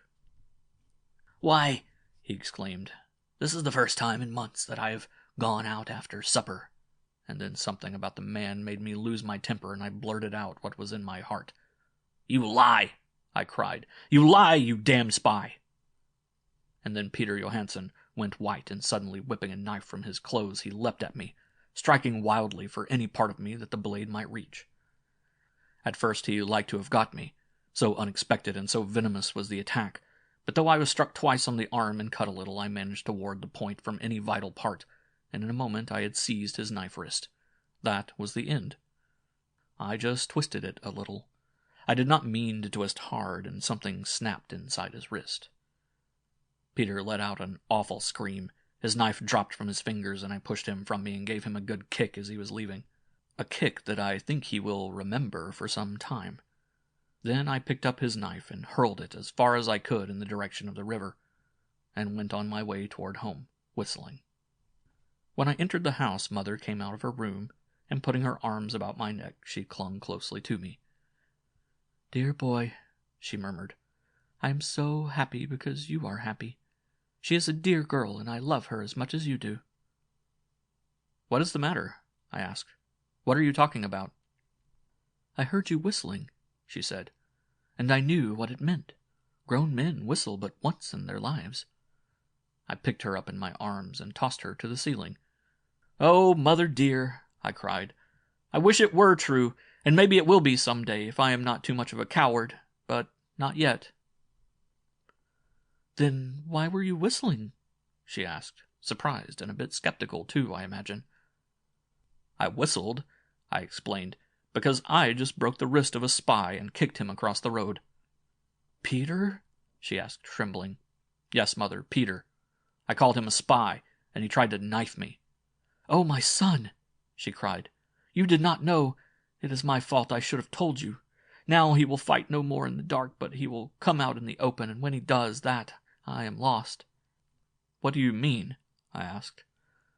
"I do not mind dying," she said, "but they will take your father first because of me." "What do you mean? I can understand nothing of what you are driving at." "Then listen," she said. "Peter wants me. That is the reason he is spying on your father. If he can prove something on him, and father is taken to the mines or killed, Peter will claim me." "How do you know this?" I asked. "Peter himself has told me that he wants me. He tried to make me leave your dear father and go with him, and when I refused, he bragged that he was in the favor of the Kalkars and that he would get me in the end. He has tried to buy my honor with your father's life. That is why I've been so afraid and so unhappy. But I knew that you and father would rather die than have me do that thing, and so I have withstood him." "Did you tell father?" I asked. "I dared not. He would have killed Peter, and that would have been the end of us, for Peter stands high in the graces of the authorities." "I will kill him," I said. She tried to dissuade me, and finally I had to promise her that I would wait until I had provocation that the authorities might recognize. God knows I had provocation enough, though. After breakfast the next day, we set out singly, and in different directions, as was always our custom on the first Sunday in each month. I went to Jim's first to get Juana, as she did not know the way, having never been with us. I found her ready and waiting and alone, as Jim and Molly had started a few minutes before, and she was seemingly very glad to see me. I told her nothing of Peter, as there is enough trouble in the world without burdening people with any that does not directly threaten them. Each has plenty of his own. I led her up the river for a mile, and all the while we watched to see if we were followed. Then we found a skiff where I had hidden it, and crossed the river, and after hiding it again we continued on up for a half a mile. Here was a raft that I had made myself, and on this we pulled to the opposite shore. If any followed us, they must have swum, for there were no other boats on this part of the river. A mile west of the river is a thick forest of very old trees, and toward this I led Juana. At its verge we sat down, ostensibly to rest, but really to see if anyone was near who might have followed us, or who could accidentally discover our next move. There was no one in sight, and so with light hearts we arose and entered the forest. For a quarter of a mile we made our way along a winding path, and then I turned to the left at a right angle, and entered thick brush where there was no trail. Always we did this, never covering the last quarter of a mile over the same route, lest we make a path that might be marked and followed. Presently we came to a pile of brushwood, beneath one edge of which was an opening into which, by stooping low, one might enter. It was screened from view by a fallen tree over which had been heaped broken branches. Even in winter time and early spring, the opening in the brush beyond was invisible to the passers-by, if there had been any passers-by, which, except upon rare occasions, there were not. A man trailing lost stock might come this way, but no others, for it was a lonely and unfrequented spot. During the summer, the season of the year when there was the greatest danger of discovery, the entire brush pile and its tangled screen were hidden completely beneath a mass of wild vines, so that it was with difficulty that we found it. Into this opening I led Juana, taking her by the hand as one might a blind person, although it was not so dark within that she could not see perfectly every step she took. However, I took her by the hand, a poor excuse being better than none. The winding tunnel beneath the brush was 100 yards long, perhaps. I wish then that it had been 100 miles. It ended abruptly before a rough stone wall in which was a heavy door. Its oaken panels were black with age and streaked with green from the massive hinges that ran across its entire width in 3 places, while from the great lag screws that fastened them to the door, brownish streaks of rust ran down to mingle with the green and the black. In patches, moss grew upon it, so that all in all, it had the appearance of great antiquity, though even the oldest among those who knew of it at all could only guess at its age. It had been there longer than they could recall. Above the door, carved in stone, was a shepherd's crook, and the words, Dieu et mon Dieu. Halting before this massive portal, I struck the panels once with my knuckles, counted 5, and struck again once. Then I counted 3, and in the same cadence struck 3 times. It was the signal for the day. Never twice was it the same. Should one come with the wrong signal, and later force the door, he would find only an empty room beyond. Now the door opened a crack, and an eye peered forth. Then it swung outward, and we entered a long, low room lighted by burning wicks floating in oil. Across the width of the room were rough wooden benches, and at the far end a raised platform upon which stood Orrin Colby, the blacksmith, behind an altar which was the sawn-off trunk of a tree, the roots of which, legend has it, still run down into the ground beneath the church, which is supposed to have been built around it. End of Chapter 5.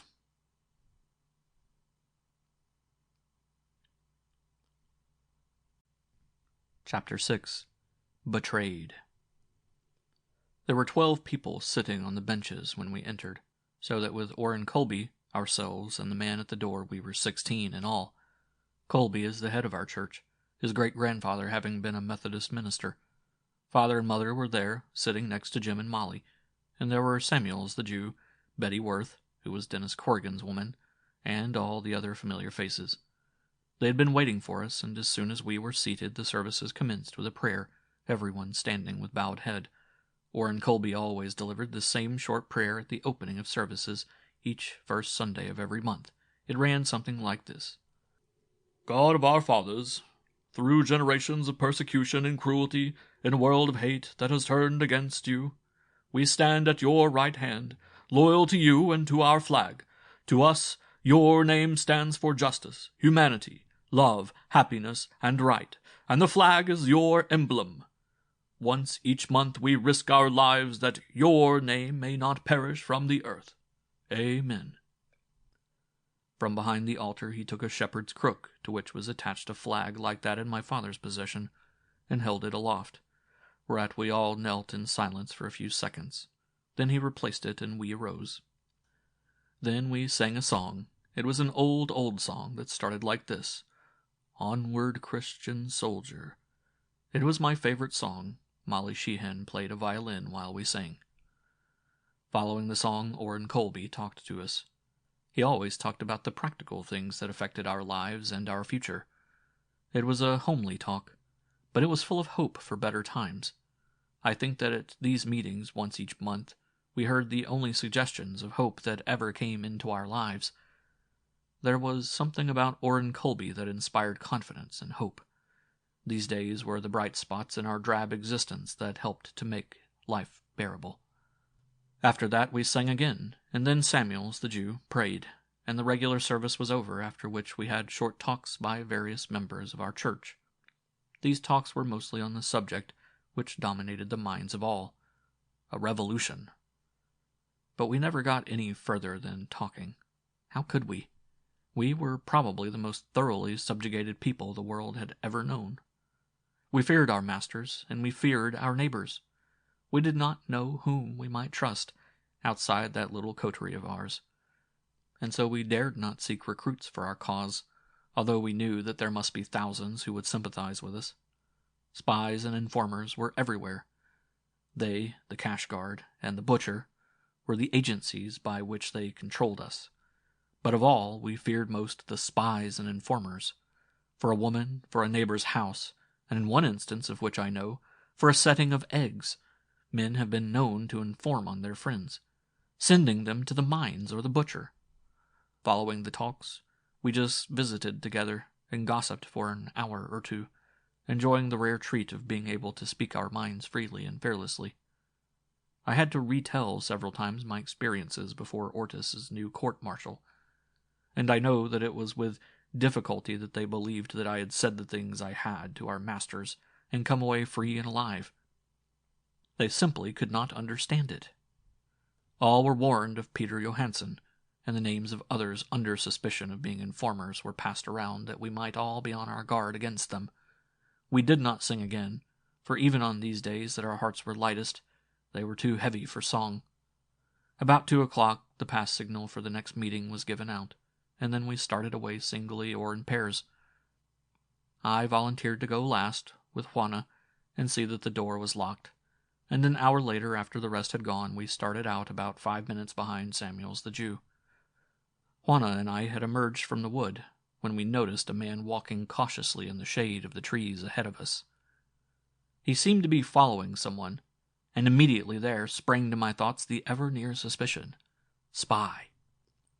The moment that he turned a bend in the pathway and was out of our sight, Juana and I ran forward as rapidly as we could, that we might get a closer view of him, nor were we disappointed.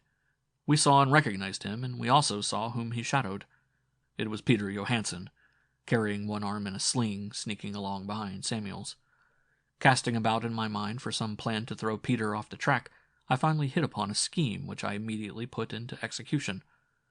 I knew the way that the old man followed to and from church, and that presently he would make a wide detour that would bring him back to the river about 1/4 of a mile below.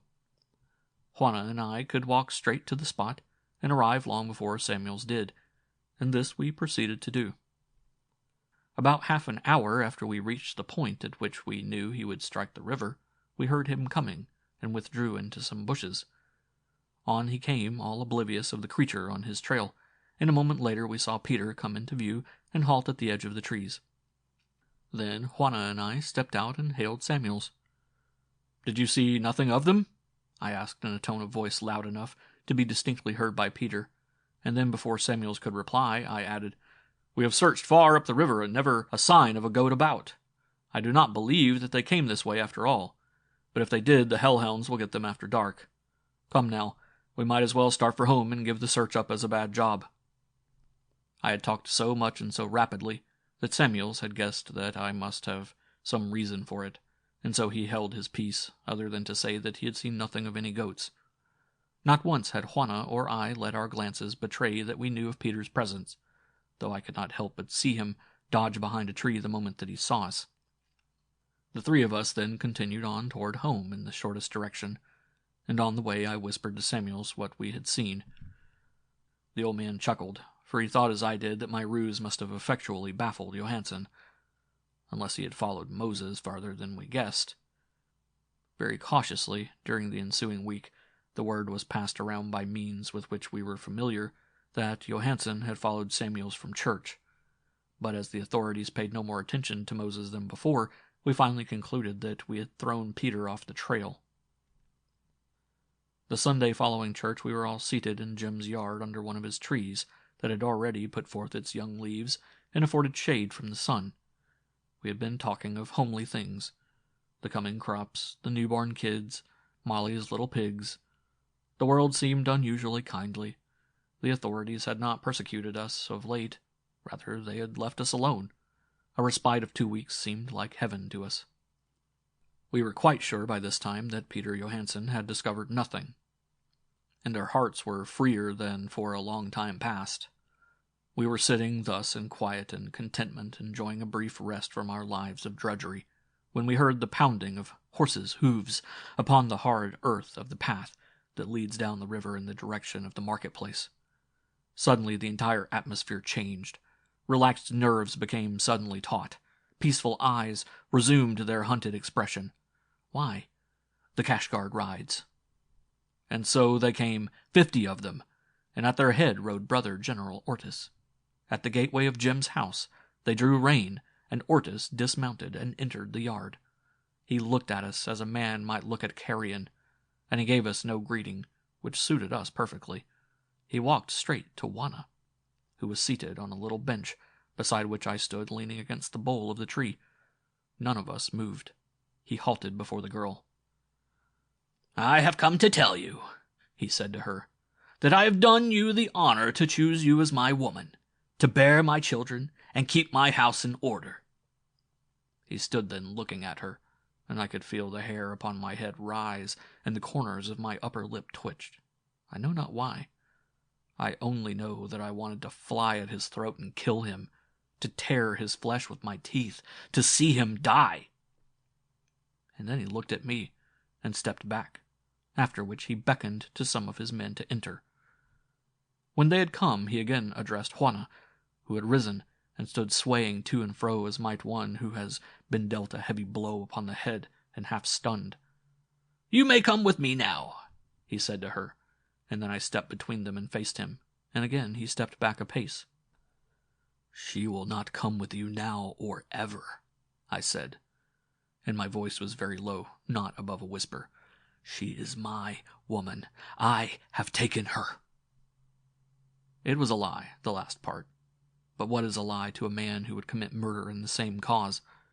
He was among his men now. They were close around him, and I suppose they gave him courage, for he addressed me threateningly. "I do not care whose she is," he cried. "I want her, and I shall have her. I speak for her now, and I speak for her when she is a widow. After you are dead, I have first choice of her, and the traitors do not live long." "I am not dead yet," I reminded him. He turned to Juana. "You shall have 30 days, as the law requires.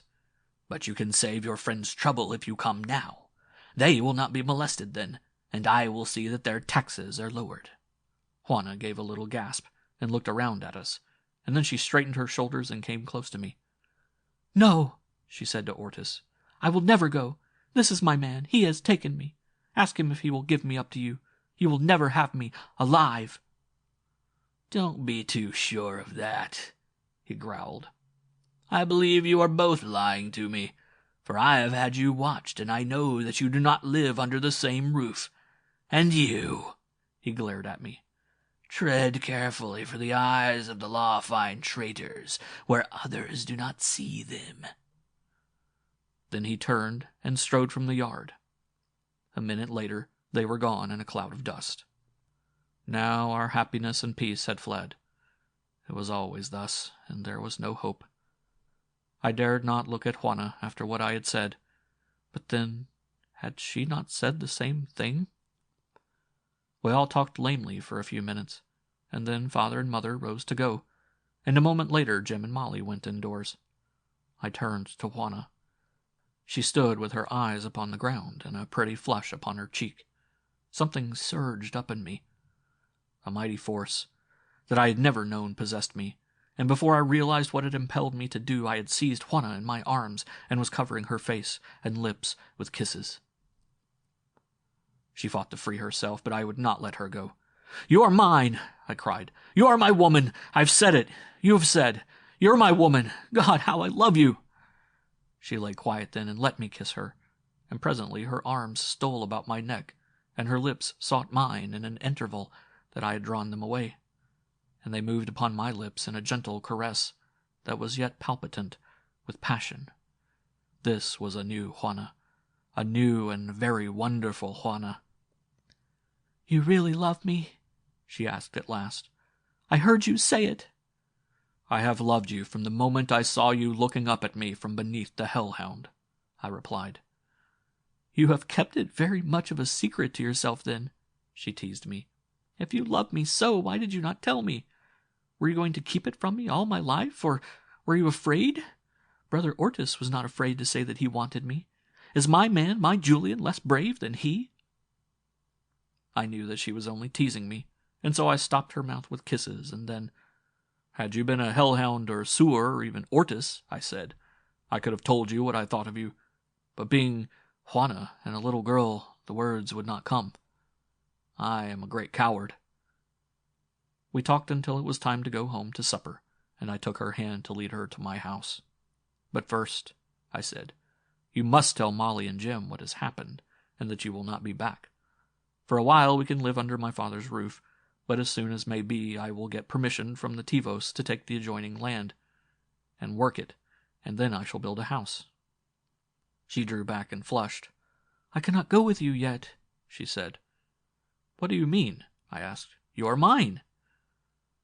"We have not been married," she whispered. "But no one is married," I reminded her. "Marriage is against the law." "My mother was married," she told me. "You and I can be married. We have a church and a preacher. Why cannot he marry us? He is not ordained because there is none to ordain him. But being the head of the only church that he knows of, or that we know of, it is evident that he can be ordained only by God. And who knows but that he already has been ordained?" I tried to argue her out of it, as now that heaven was so near I had no mind to wait 3 weeks to attain it. But she would not argue. She just shook her head, and at last I saw that she was right and gave in, as I would have to do in any event. I went to Thav, who was one of our representatives in the Tivos, and asked him to procure for me permission to work the vacant land adjoining my father's. The land all belonged to the community, but each man was allowed what he could work as long as there was plenty, and there was more than plenty for all. Thav was very ugly. He seemed to have forgotten that I had saved his child's life, and said that he did not know what he could do for me, that I had acted very badly to General Ortis and was in disfavor, beside being under suspicion in another matter. "What has General Ortis to do with the distribution of land by the Tivos?" I asked. "Because he wants my woman, will the Tivos deny me my rights?" Thav's woman came in while I was talking and recognized me, but she said nothing to me other than to mention that the child had asked for me. Thav scowled at this, and ordered her from the room just as a man might order a beast around. It was nothing to me, though, as the woman was a renegade anyway. Finally, I demanded of Thav that he obtain the concession for me unless he could give me some valid reason for refusing. "I will ask it," he said finally, "but you will not get it.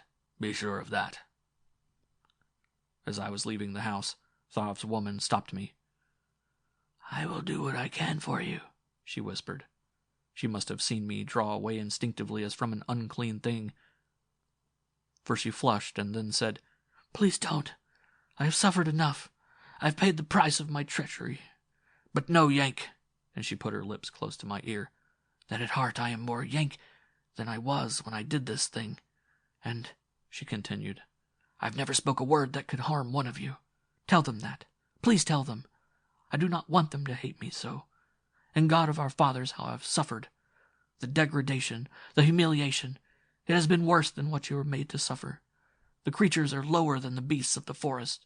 When his friends come, he serves them food and drink, and I could kill him if I were not such a coward. I've seen and I know how they can make one suffer before death." I could not but feel sorry for her, and I told her so. The poor creature appeared very grateful and assured me that she would aid me. "I know a few things about Thav that he would not want Ortis to know," she said. "And even though he beats me for it, I will make him get the land for you." Again I thanked her and departed, realizing that there were others worse off than we, that the closer one came to the Kalkars, the more hideous life became. At last the day came, and we set out for the church. As before, I took Juana, though she tried to order it differently, but I would not trust her to the protection of another. We arrived without mishap, 16 of us, and after the religious services were over, Juana and I stood before the altar and were married, much after the fashion of the ancients, I imagine. Juana was the only one of us who was at all sure about the ceremony, and it had been she who trained Orrin Colby, making him memorize so much that he said his head ached for a week. All I can recall of it is that he asked me if I would take her to be my lawfully wedded wife. I lost my voice and only squeaked a weak "Yes," and that he pronounced us man and wife, and then something about not letting anyone put asunder what God had joined together. I felt very much married and very happy, and then, just as it was all nicely over and everybody was shaking hands with us, there came a loud knocking at the door, and the command, "Open in the name of the law!" We looked at one another and gasped. Orrin Colby put a finger to his lips for silence and led the way toward the back of the church, where a rough niche was built in, containing a few shelves upon which stood several rude candlesticks. We knew our parts and followed him in silence, except one who went quickly about putting out the lights. All the time the pounding on the door became more insistent, and then we could hear the strokes of what must have been an axe beating at the panels. Finally a shot was fired through the heavy wood, and we knew that it was the cash guard. Taking hold of the lower shelf, Orrin pulled upward with all his strength, with the result that all the shelving and woodwork to which it was attached slid upward, revealing an opening beyond. Through this we filed, one by one, down a flight of stone steps into a dark tunnel. When the last man had passed, I lowered the shelving to its former place, being careful to see that it fitted tightly. Then I turned and followed the others, Juana's hand in mine. We groped our way for some little distance in the Stygian darkness of the tunnel, until Orrin halted and whispered to me to come to him. I went and stood at his side while he told me what I was to do. He had called upon me because I was the tallest and the strongest of the men. Above us was a wooden trap. I was to lift this and push it aside. It had not been moved for generations and was very heavy with earth and growing things above, but I put my shoulders to it, and it had to give, either it or the ground beneath my feet, and that could not give.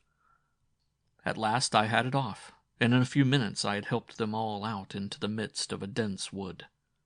Again we knew our parts, for many times had we been coached for just such an emergency. And one by one the men scattered in different directions, each taking his woman with him. Suiting our movements to a prearranged plan, we reached our homes from different directions and at different times, some arriving after sundown, to the end that, were we watched, none might be sure that we had been upon the same errand or to the same place. End of Chapter 6.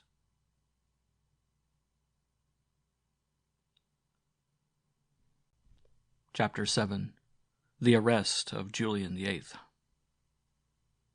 A week later, Thav sent for me, and very gruffly told me that the Tivos had issued the permit for me to use the land adjoining that allotted to my father. As before, his woman stopped me as I was leaving. "It was easier than I thought," she told me, "for Ortis has angered the Tivos by attempting to usurp all its powers, and knowing that he hates you, they were glad to grant your petition over his objection." During the next 2 or 3 months, I was busy building our home and getting my place in order. I had decided to raise horses and obtained permission from the Tivos to do so, again over Ortis's objections. Of course, the government controlled the entire horse traffic, but there were a few skilled horsemen permitted to raise them, though at any time their herds could be commandeered by the authorities. I knew that it might not be a very profitable business, but I loved horses and wanted to have just a few, a stallion and 2 or 3 mares. These I could use in tilling my fields and in the heavier work of hauling, and at the same time I would keep a few goats, pigs, and chickens to ensure us a living. Father gave me half his goats and a few chickens, and from Jim I bought 2 young sows and a boar.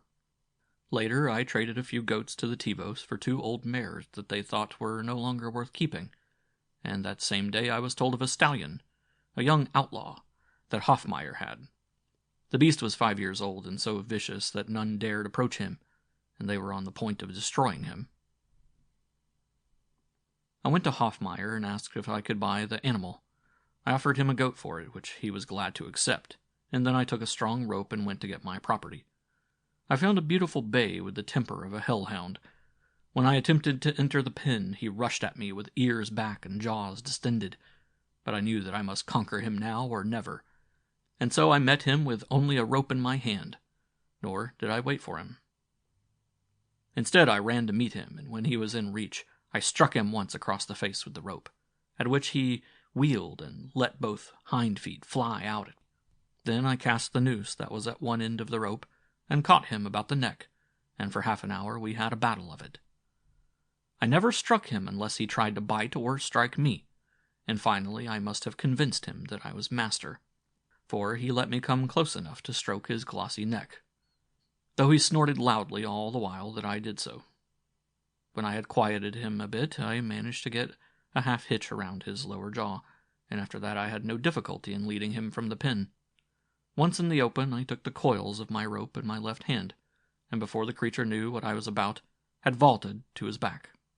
He fought fair, I'll say that for him, for he stood on his feet, but for 15 minutes he brought into play every artifice known to horsekind for unseating a rider. Only my skill and my great strength kept me on his back, and at that even the Kalkars who were looking on had to applaud my horsemanship. After that it was easy.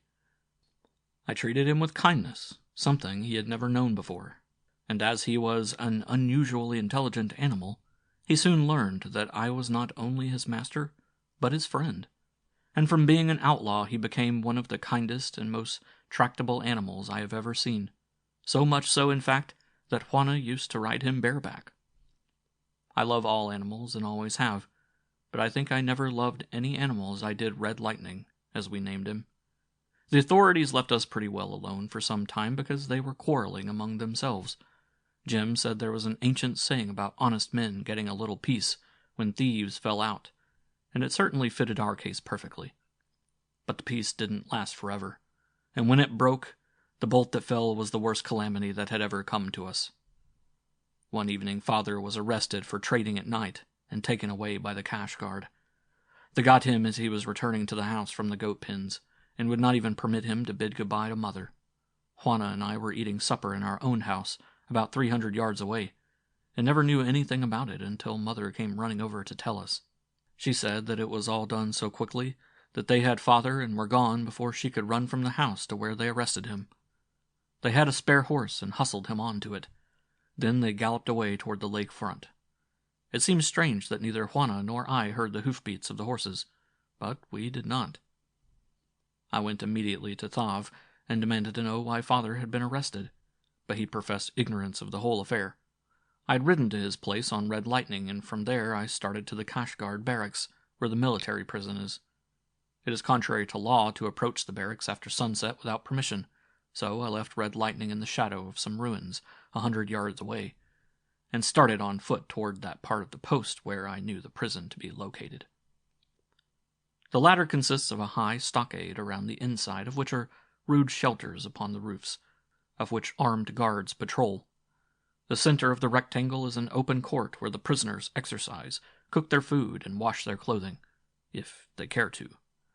There are seldom more than 50 confined here at a time, as it is only a detention camp where they hold those who are awaiting trial and those who have been sentenced to the mines. The latter are usually taken away when there are from 25 to 40 of them. After I reached the stockade, I was at a loss to communicate with my father, since any noise I might make would doubtless attract the attention of the guard.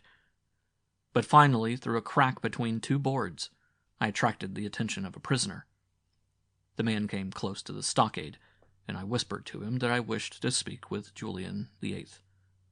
By luck I had happened upon a decent fellow, and it was not long before he had brought Father, and I was talking with him in low whispers. He told me that he had been arrested for trading by night, and that he was to be tried on the morrow. I asked him if he would like to escape, that I would find the means if he wished me to.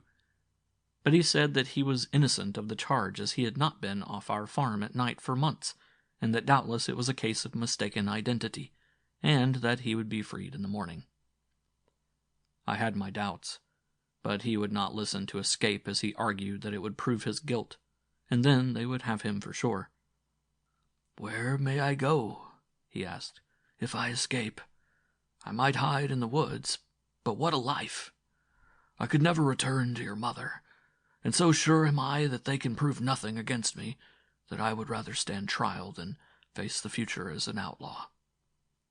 I think now that he refused my offer of assistance, not because he expected to be released, but rather that he feared that evil might befall me were I to connive at his escape. At any rate, I did nothing, since he would not let me, and went home again with a heavy heart and dismal forebodings. Trials before the Tivos were public, or at least were supposed to be, though they made it so uncomfortable for spectators that few, if any, had the temerity to attend. But under Jarth's new rule, the proceedings of the military courts were secret, and Father was tried before such a court. End of Chapter 7.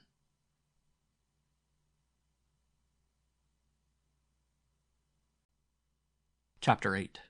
I Horsewhip an Officer. We passed days of mental anguish, hearing nothing, knowing nothing.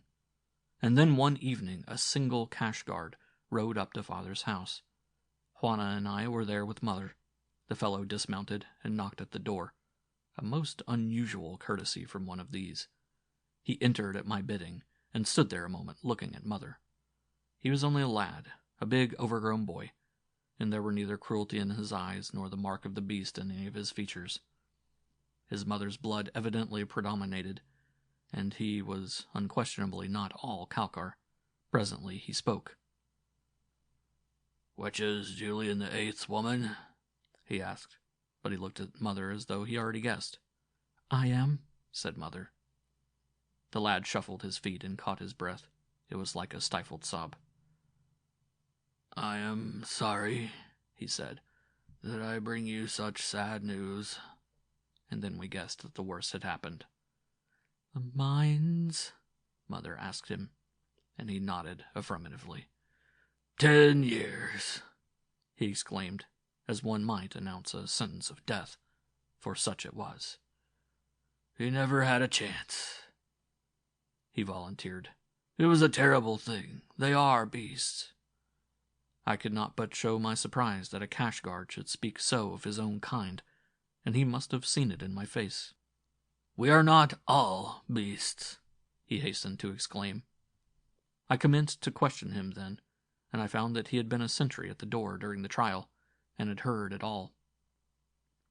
There had been but one witness, the man who had informed on Father, and Father had been given no chance to make any defense. I asked him who the informer was. "I am not sure of the name," he replied. "He was a tall, stoop-shouldered man. I think I heard him called Peter." But I had known even before I asked. I looked at Mother and saw that she was dry-eyed and that her mouth had suddenly hardened into a firmness of expression such as I had never dreamed it could assume. "Is that all?" she asked. "No," replied the youth, "it is not. I am instructed to notify you that you have 30 days to take another man or vacate these premises." And then he took a step toward Mother. "I am sorry, madam," he said. "It is very cruel, but what are we to do? It becomes worse each day. Now they are grinding down even the cash guards, so that there are many of us who—" But he stopped suddenly as though realizing he was on the point of speaking treason to strangers, and turning on his heel he quit the house, and a moment later was galloping away. I expected Mother to break down then, but she did not. She was very brave, but there was a new and terrible expression in her eyes, those eyes that had shone forth always with love. Now they were bitter, hate-filled eyes. She did not weep. I wish to God she had. Instead, she did that which I had never known her to do before. She laughed aloud. Upon the slightest pretext, or upon no pretext at all, she laughed. We were afraid for her. The suggestion dropped by the cash guard started in my mind a train of thought, of which I spoke to Mother and Juana, and after that Mother seemed more normal for a while, as though I had aroused hope, however feeble, where there had been no hope before. I pointed out that if the cash guard was dissatisfied, the time was ripe for revolution. For if we could get only a part of them to join us, there would surely be enough of us to overthrow those who remain loyal to the flag. Then we would liberate all prisoners and set up a republic of our own, such as the ancients had had. It took time to develop my plan. I talked with everyone I could trust, and found them all willing to join me when we had enough. In the meantime, I cared for my own place, and Father's as well. I was very busy, and time flew rapidly. About a month after Father was taken away, I came home one day with Juana, who had accompanied me upriver in search of a goat that had strayed. We had found its carcass, or rather its bones, where the Hellhounds had left them. Mother was not at our house, where she now spent most of her time, so I went over to Father's to get her. As I approached the door, I heard sounds of an altercation and scuffling that made me cover the few remaining yards at a rapid run. Without waiting to knock, as Mother had taught me always to do, I burst into the living room to discover Mother in the clutches of Peter Johansson. She was trying to fight him off, but he was forcing her slowly toward her bedroom, for he was a large and powerful man. He heard me just as I leaped for him and, turning, grappled with me. He tried to hold me off with one hand then while he drew his knife, but I struck him in the face with one fist and knocked him from me way across the room. He was up again in an instant, bleeding from nose and mouth, and back at me with his knife in his hand, slashing furiously. Again I struck him and knocked him down, and when he arose and came again, I seized his knife hand and tore the weapon from him. He had no slightest chance against me, and he saw it soon, for he commenced to back away and beg for mercy. "Kill him, Julian," said Mother. "Kill the murderer of your father." I did not need her appeal to influence me. For the moment that I had seen Peter there, I knew my long-awaited time had come to kill him. He commenced to cry then. Great tears ran down his cheeks, and he bolted for the door and tried to escape. It was my pleasure to play with him, as a cat plays with a mouse. I kept him from the door, seizing him and hurling him bodily across the room, and then I let him reach the window through which he tried to crawl, and I permitted him to get so far that he thought he was about to escape. And then I seized him again, and dragged him back to the floor, and lifting him to his feet, I made him fight. I struck him lightly in the face many times, and then I laid him on his back across the table, and kneeling on his chest, I spoke to him softly. You had my friend, old Samuels, murdered, and my father too, and now you come to befoul my mother. What did you expect, swine, but this? Have you no intelligence? You must have known that I would kill you. Speak! They said they would get you today, he whimpered. They lied to me. They went back on me. They told me that you would be in the pen at the barracks before noon. Damn them, they lied to me.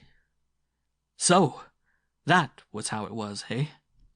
And the lucky circumstance of the strayed goat had saved me to avenge my father and succor my mother. But they would come yet. I must hurry, or they might come before I was through, and so I took his head between my hands and bent his neck far back over the edge of the table until I heard his spine part. And that was the end of the vilest traitor who ever lived, one who professed friendship openly and secretly conspired to ruin us. In broad daylight I carried his body to the river and threw it in. I was past caring what they knew. They were coming for me, and they would have their way with me whether they had any pretext or not. But they would have to pay a price for me. That I determined, and I got my knife and strapped it in its scabbard about my waist beneath my shirt. But they did not come. They had lied to Peter just as they lie to everyone. The next day was market day and tax day, so I went to market with the necessary goats and produce to make my trades and pay my taxes.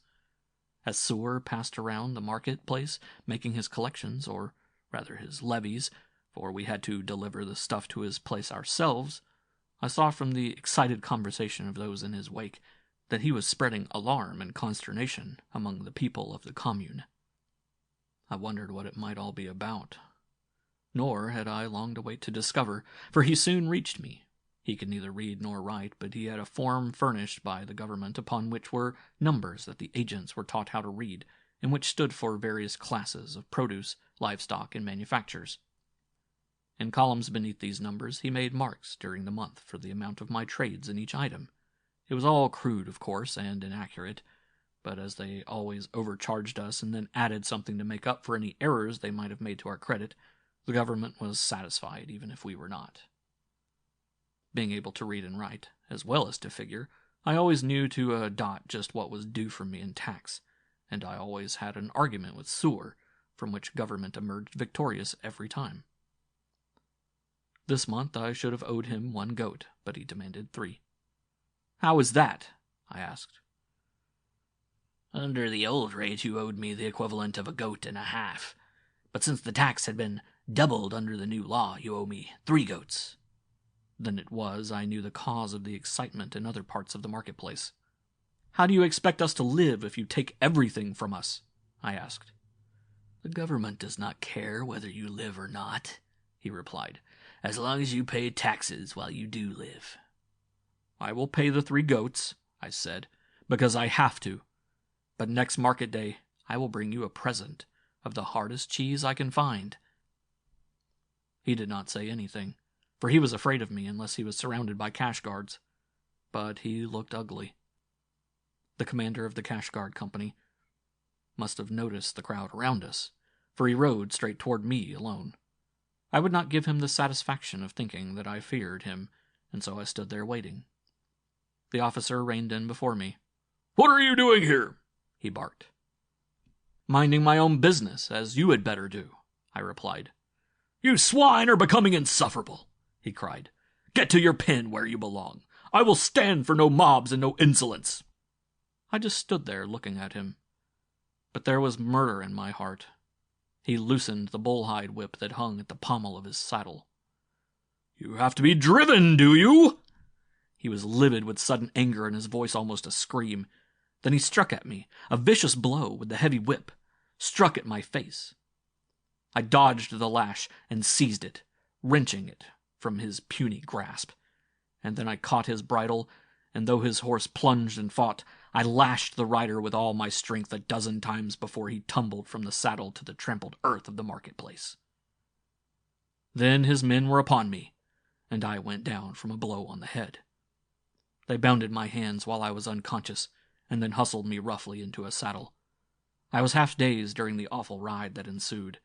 We rode to the military prison at the barracks, and all the way that fiend of a captain rode beside me and lashed me with his bull-hide whip. End of Chapter 8.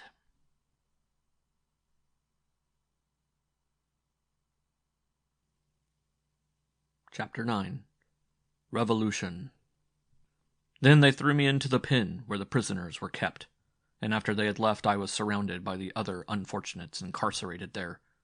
When they learned what I had done, they shook their heads and sighed. It would be all over with me in the morning, they said. Nothing less than the butcher for such an offense as mine. I lay upon the hard ground, bruised and sore, thinking not of my future, but of what was to befall Juana and Mother if I, too, were taken from them. And the thought gave me new strength, and made me forget my hurts, for my mind was busy with plans, mostly impossible plans, for escape and vengeance. Vengeance was often uppermost in my mind.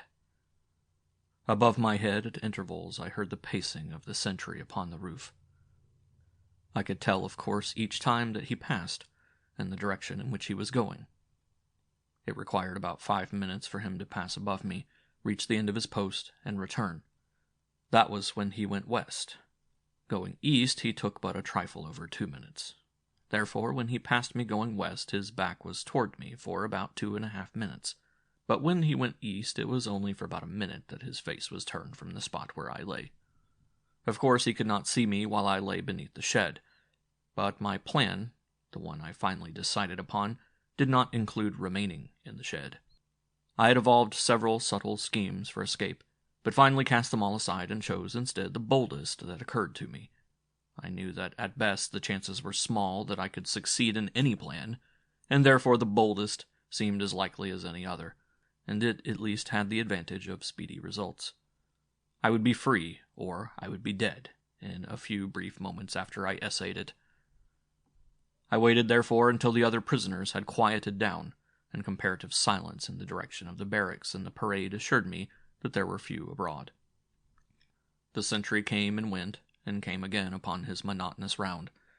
Now he was coming toward me from the east, and I was ready, standing just outside the shed beneath the low eaves which I could reach by jumping.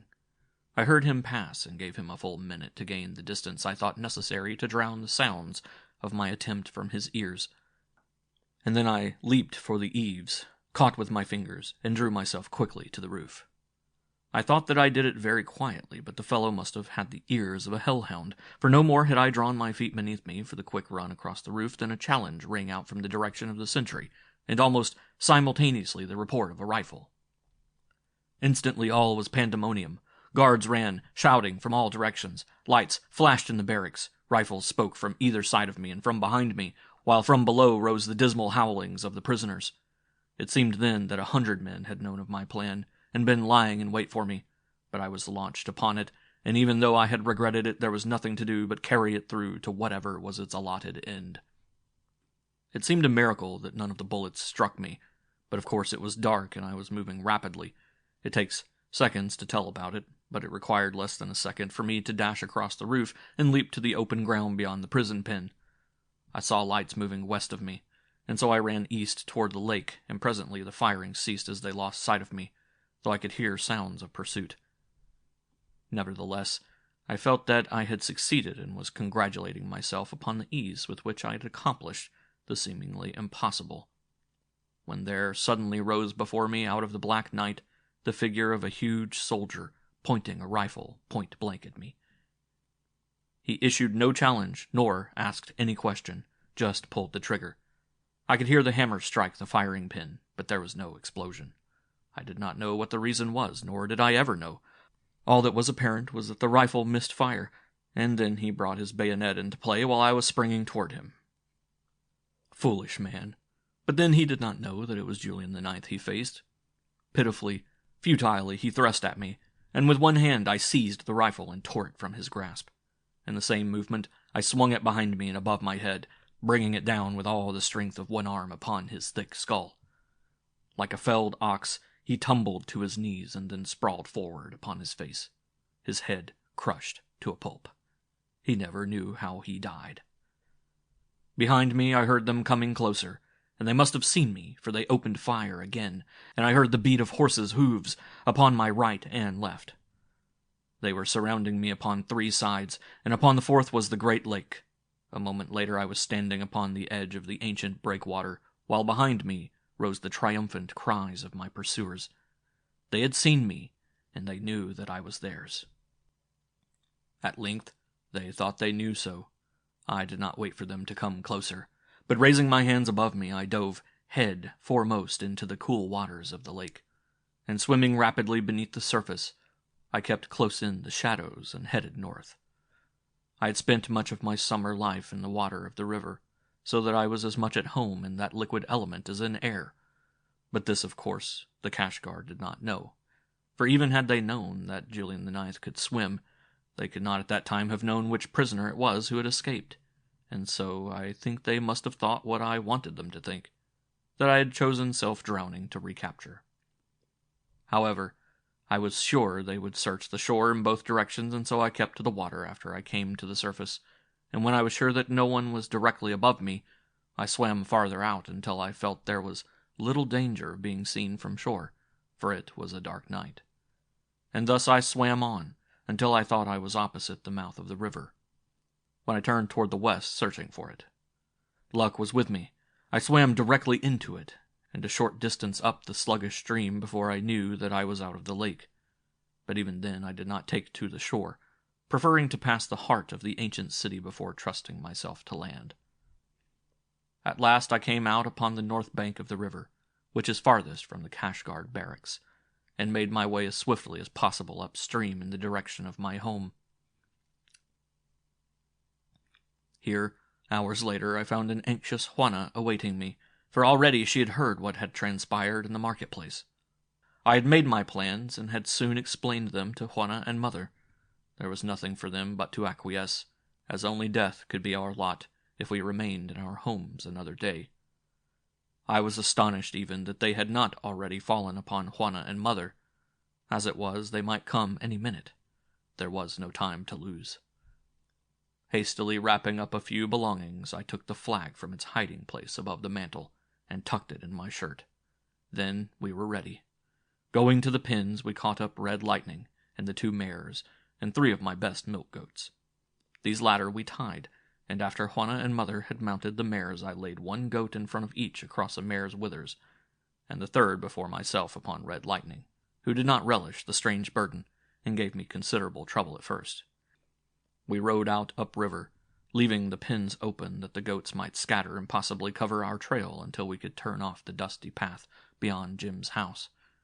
We dared not stop to bid Jim and Molly goodbye, lest we be apprehended there by our enemies and bring trouble to our good friends. It was a sad occasion for poor Mother, leaving thus her home and those dear neighbors who had been as close to her as her own people. But she was as brave as Juana, nor once did either of them attempt to dissuade me from the wild scheme I had outlined to them. Instead, they encouraged me, and Juana laid her hand upon my arm as I rode beside her, saying, "I would rather that you died thus than we lived on as downtrodden serfs, without happiness and without hope." "I shall not die," I said, "until my work is done, at least. And then, if die I must, I shall be content to know that I leave a happier country for my fellow men to live in." "Amen," whispered Juana. That night, I hid them in the ruins of the old church which we found had been partially burned by the Kalkars. For a moment I held them in my arms, my mother and my wife, and then I left them to ride toward the southwest and the coal mines. The mines lie about 50 miles away, those to which our people are sent, and west of south, according to what I had heard. I had never been to them, but I knew that I must find the bed of an ancient canal and follow it through the district of Joliet, and between 15 and 20 miles beyond, where I must turn south, and after passing a large lake I would presently come to the mines. I rode the balance of the night and into the morning until I commenced to see people astir in the thinly populated country through which I passed. Then I hid in a wood through which a stream wound, and here found pasture for Red Lightning and rest for myself. I had brought no food, leaving what little bread and cheese we had brought from the house for Mother and Juana. I did not expect to be gone over a week, and I knew that with goat's milk and what they had on hand in addition to what they could find growing wild, there would be no danger of starvation before I returned, after which we expected to live in peace and plenty for the rest of our days. My journey was less eventful than I had anticipated. I passed through a few ruined villages and towns of greater or less antiquity, the largest of which was ancient Joliet, which was abandoned during the plague of 50 years ago, the Tivos headquarters and station being removed directly west a few miles to the banks of a little river. Much of the territory I traversed was covered with thick woods, though here and there were the remnants of clearings that must once have been farms, which were not yet entirely reclaimed by nature. Now and again I passed those gaunt and lonely towers in which the ancients stored the winter feed for their stock. Those that have endured were of concrete, and some showed but little the ravages of time, other than the dense vines that often covered them from base to capital, while several were in the midst of thick forests with old trees almost entwining them. So quickly does nature reclaim her own when man has been displaced. After I passed Joliet, I had to make inquiries, and this I did boldly of the few men I saw laboring in the tiny fields scattered along my way. They were poor clods, these descendants of ancient America's rich and powerful farming class, those people of olden times, whose selfishness had sought to throw the burden of taxation upon the city dwellers, where the ignorant foreign classes were most numerous, and had thus added their bit to fomenting the discontent that had worked the downfall of a glorious nation. They themselves suffered much before they died, but nothing by comparison with the humiliation and degradation of their descendants, an illiterate, degraded, starving race. Early in the second morning I came within sight of the stockade about the mines. Even at a distance I could see that it was a weak, dilapidated thing, and that the sentries pacing along its top were all that held the prisoners within. As a matter of fact, many escaped, but they were soon hunted down and killed, as the farmers in the neighborhood always informed on them, since the commandant at the prison had conceived the fiendish plan of slaying one farmer for every prisoner who escaped and was not recaught.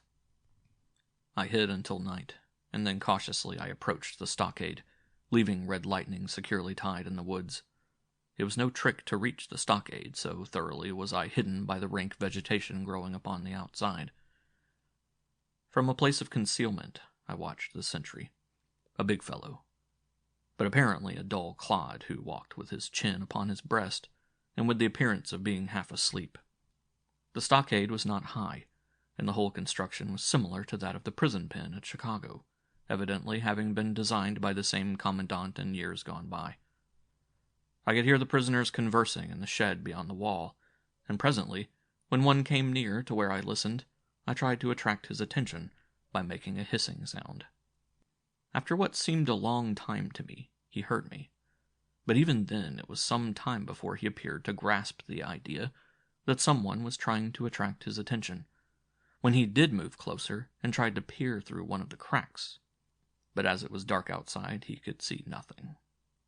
"Are you a Yank?" I asked. "If you are, I am a friend." "I am a Yank," he replied. "Did you expect to find a Kalkar working in the mines?" "Do you know a prisoner called Julian VIII?" I inquired. He seemed to be thinking for a moment, and then he said, "I seem to have heard the name. What do you want of him?" "I want to speak to him. I am his son." "Wait," he whispered. "I think that I heard a man speak that name today. I will find out. He is nearby." I waited for perhaps 10 minutes when I heard someone approaching from the inside, and presently a voice asked if I was still there. "Yes," I said. "Is that you, father?" For I thought that the tones were his. "Julian, my son," came to me almost as a sob. "What are you doing here?" Briefly I told him, and then of my plan. "Have the convicts the courage to attempt it?" I asked in conclusion. "I do not know," he said, and I could not but note the tone of utter hopelessness in his voice. "They would wish to, but here our spirits and our bodies both are broken. I do not know how many would have the courage to attempt it. Wait, and I will talk with some of them.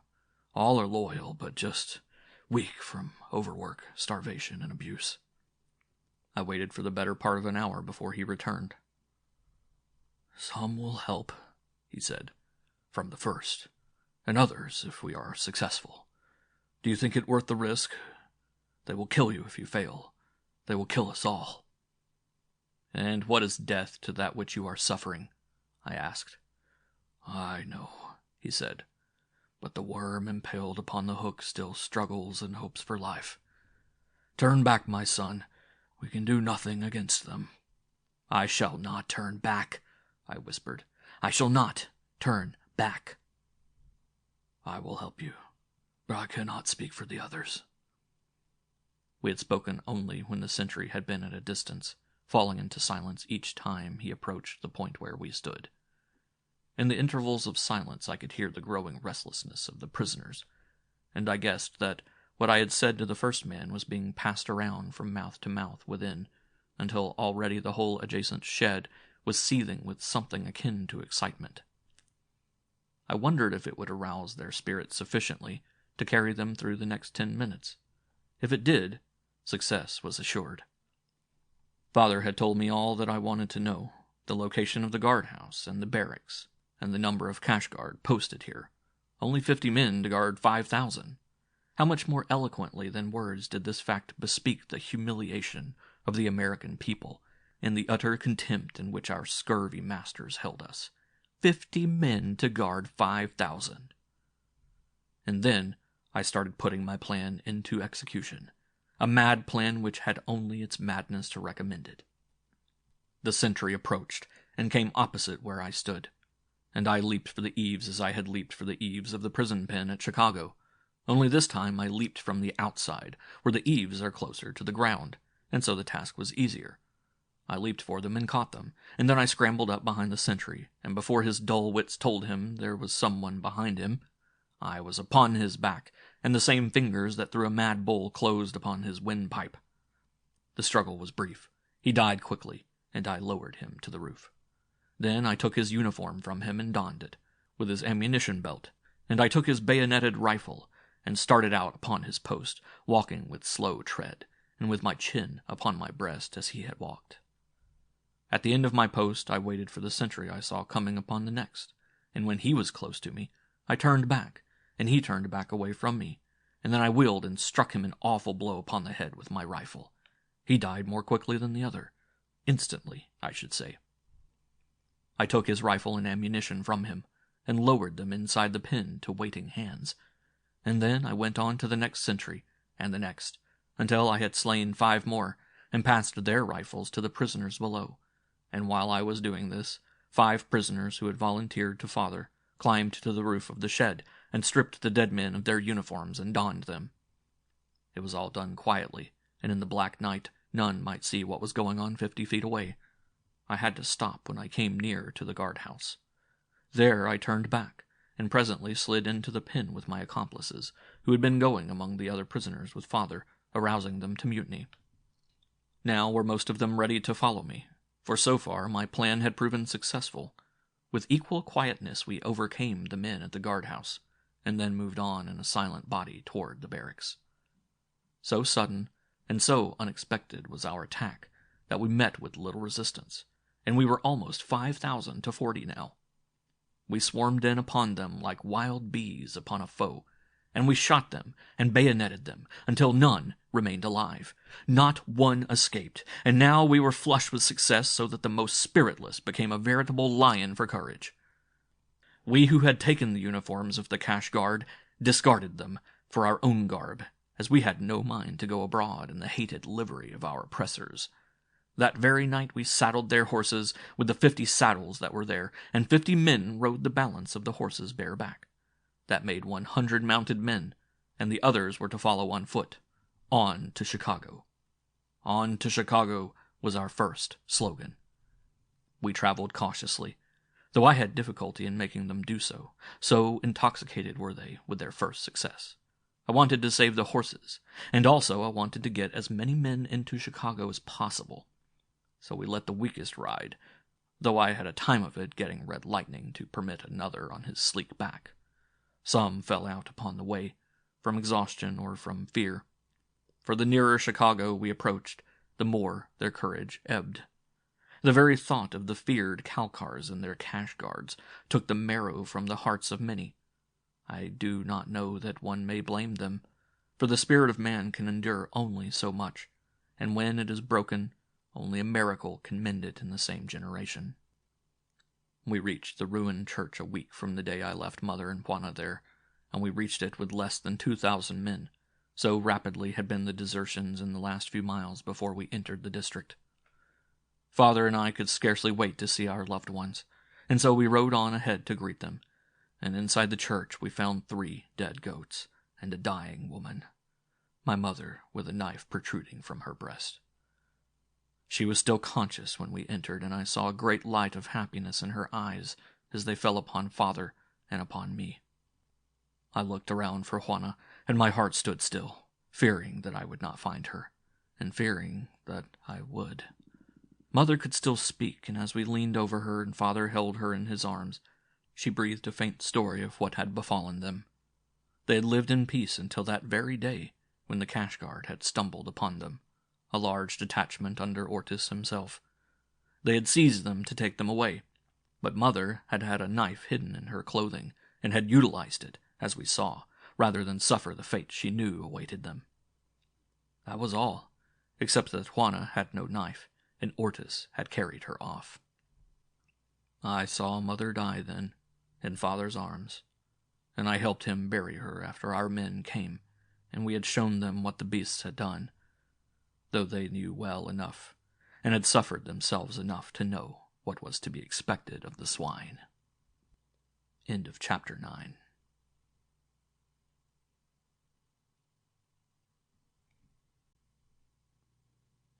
Chapter 10. The Butcher. We went on then, Father and I, filled with grief and bitterness and hatred even greater than we had known before. We marched toward the marketplace of our district, and on the way we stopped at Jim's, and he joined us.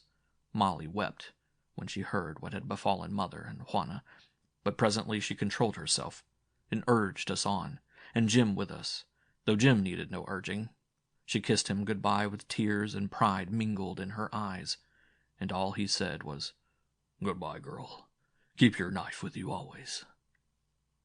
And so we rode away with Molly's "May the saints be with you" in our ears. Once again we stopped at our abandoned goat pens, and there we dug up the rifle, belt, and ammunition of the soldier Father had slain years before. These we gave to Jim. Before we reached the marketplace, our force commenced to dwindle again. Most of them could not brave the terrors of the cash guard upon which they had been fed in whispered story and in actual experience since infancy. I do not say that these men were cowards. I do not believe that they were cowards, and yet they acted like cowards. It may be that a lifetime of training had taught them so thoroughly to flee the cash guard that now no amount of urging could make them face it. The terror had become instinctive, as is man's natural revulsion for snakes. They could not face the cash guard any more than some men can touch a rattler, even though it may be dead. It was market day, and the place was crowded. I had divided my force, so that we marched in from 2 directions in wide fronts, about 500 men in each party, and surrounded the marketplace. As there were only a few men from our district among us, I had given orders that there was to be no killing other than that of cash guards, until we who knew the population could pick out the right men. When the nearest people first saw us, they did not know what to make of it, so complete was the surprise. Never in their lives had they seen men of their own class armed, and there were 100 of us mounted. Across the plaza, a handful of cash guard were lolling in front of Hoffmeyer's office. They saw my party first, as the other was coming up from behind them, and they mounted and came toward us. At the same moment I drew the flag from my breast and, waving it above my head, urged Red Lightning forward, shouting as I rose, "Death to the cash guard! Death to the Kalkars!" And then, of a sudden, the cash guard seemed to realize that they were confronted by an actual force of armed men, and their true color became apparent, all yellow. They turned to flee, only to see another force behind them. The people had now caught the idea and the spirit of our purpose, and they flocked around us, shouting, screaming, laughing, crying, "Death to the Kashgard! Death to the Kalkars! The flag!" I heard more than once, and "Old Glory!" from some who, like myself, had not been permitted to forget. A dozen men rushed to my side, and grasping the streaming banner, pressed it to their lips, while tears coursed down their cheeks. "The flag! The flag!" they cried. "The flag of our fathers!" It was then, before a shot had been fired, that one of the Kashgard rode toward me with a white cloth above his head. I recognized him immediately as the youth who had brought the cruel order to Mother, and who had shown sorrow for the acts of his superiors. "Do not kill us," he said, "and we will join with you. Many of the Kashgard at the barracks will join too." And so the dozen soldiers in the marketplace joined us, and a woman ran from her house carrying the head of a man stuck upon a short pole, and she screamed forth her hatred against the Kalkars, the hatred that was the common bond between us all. As she came closer, I saw that it was Thav's woman, and the head upon the short pole was the head of Thav. That was the beginning. That was the little spark that was needed. Like maniacs, laughing horribly, the people charged the houses of the Kalkars and dragged them forth to death. Above the shrieking and the groans and the din could be heard shouts for the flag and the names of loved ones who were being avenged. More than once I heard the name of Samuels the Jew. Never was a man more thoroughly avenged than he that day. Dennis Corrigan was with us, freed from the mines, and Betty Worth, his woman, found him there, his arms red to the elbows with the blood of our oppressors. She had never thought to see him alive, and when she heard his story, and of how they had escaped, she ran to me, and nearly pulled me from Red Lightning's back, trying to hug and kiss me. It was she who started the people shouting for me, until a mad, swirling mob of joy-crazed people surrounded me. I tried to quiet them, for I knew that this was no way in which to forward our cause, and finally I succeeded in winning a partial silence. And then I told them that this madness must cease, that we had not yet succeeded, that we had won only a single small district, and that we must go forward quietly and in accordance with a sensible plan if we were to be victorious. "Remember," I admonished them, "that there are still thousands of armed men in the city, and that we must overthrow them all. And then there are other thousands that the 24 will throw in upon us, for they will not surrender this territory until they are hopelessly defeated from here to Washington. And that will require months, and maybe years." They quieted down a little then, and we formed plans for marching immediately upon the barracks that we might take the Kashgard by surprise.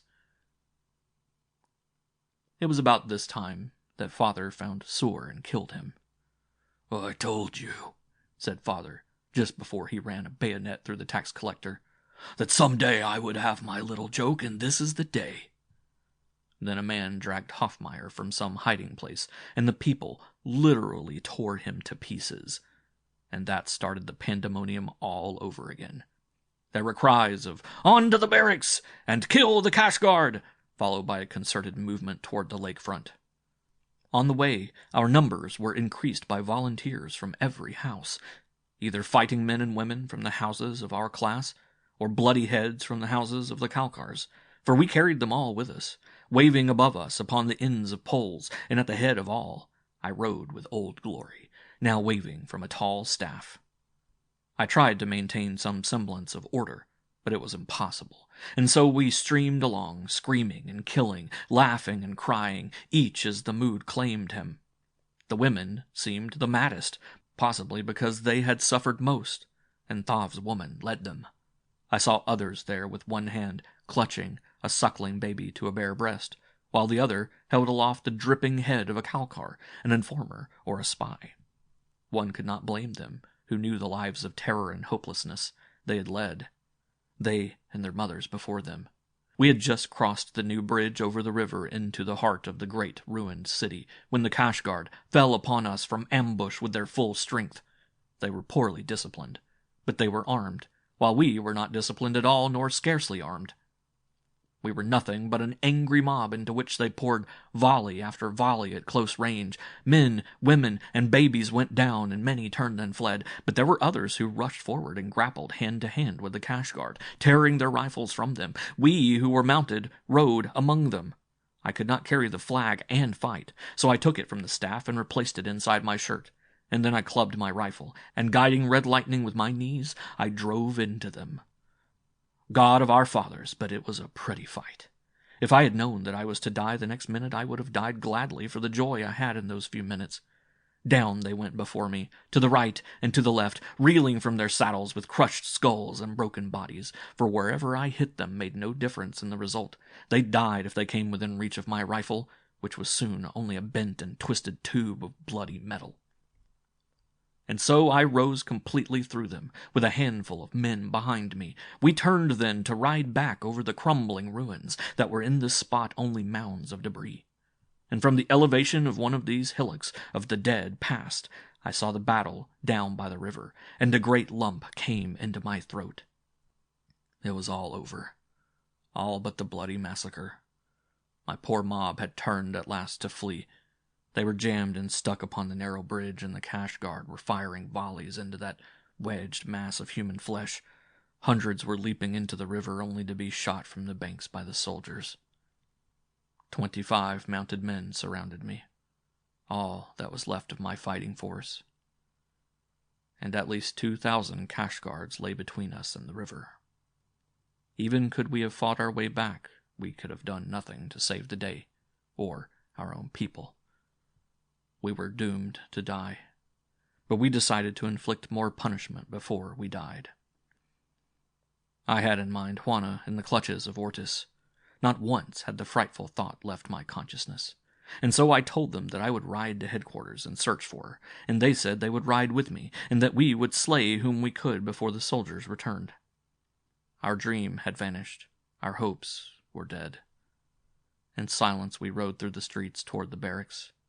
The cash guard had not come over to our side, as we had hoped.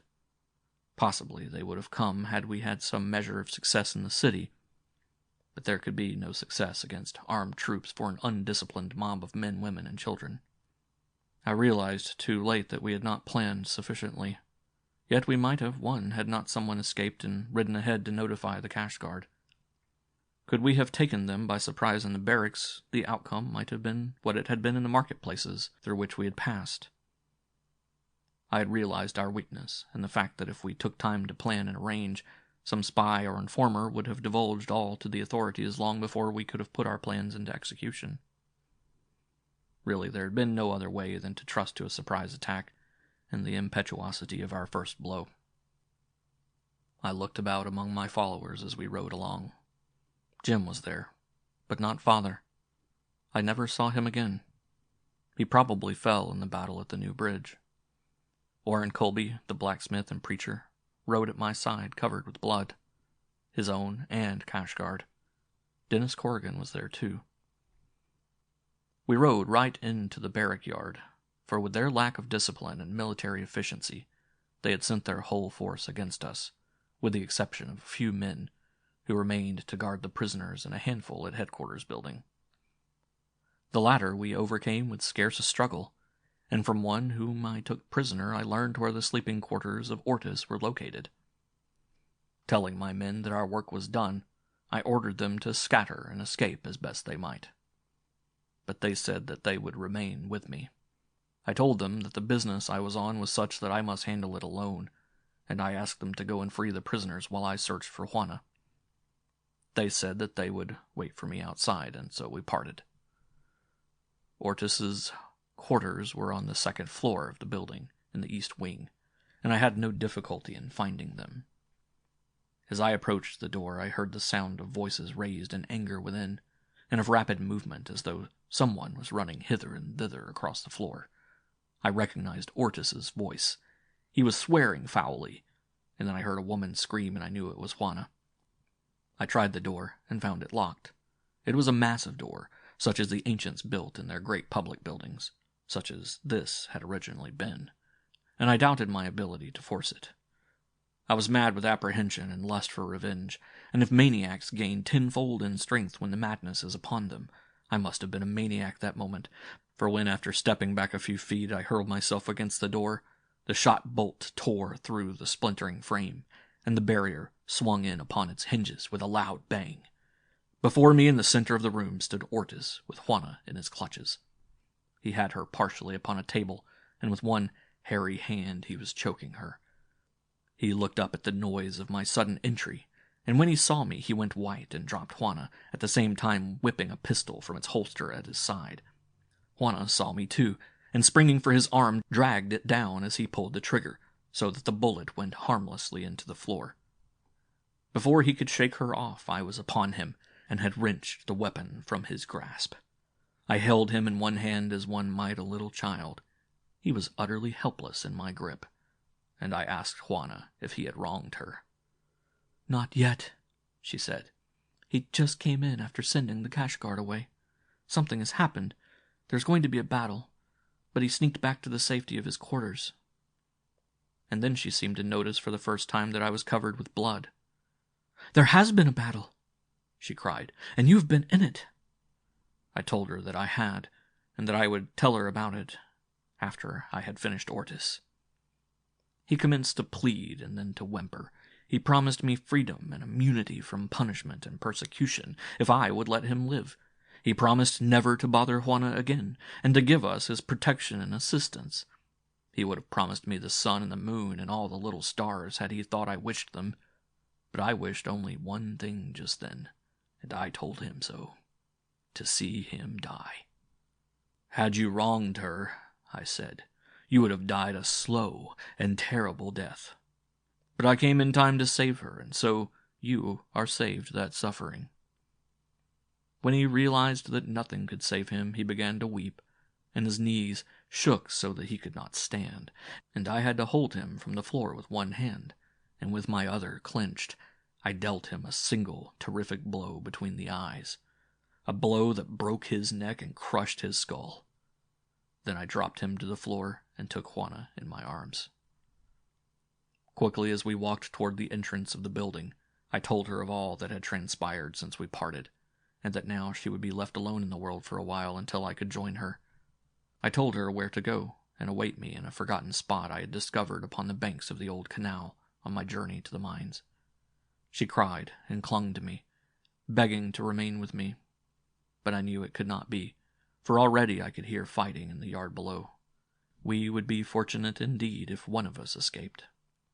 At last she promised on condition that I would join her immediately, which of course I had intended doing as soon as I had the chance. Red Lightning stood where I had left him, before the door. A company of cash guard, evidently returning from the battle, were engaged with my little band that was slowly falling back toward the headquarters building. There was no time to be lost if Juana was to escape. I lifted her to Red Lightning's back from where she stooped, and threw her dear arms about my neck, covering my lips with kisses. "Come back to me soon," she begged. "I need you so, and it will not be long before there will be another to need you too." I pressed her close to my breast. "And if I do not come back," I said, "take this and give it to my son to guard as his fathers before him have." And I placed the flag in her hands.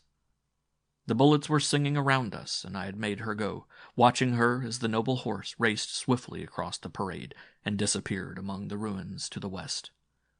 Then I turned to the fighting to find but 10 men left to me. Orrin Colby was dead, and Dennis Corrigan. Jim was left, and 9 others. We fought as best we could, but we were cornered now, for other guards were streaming onto the parade from other directions, and our ammunition was expended.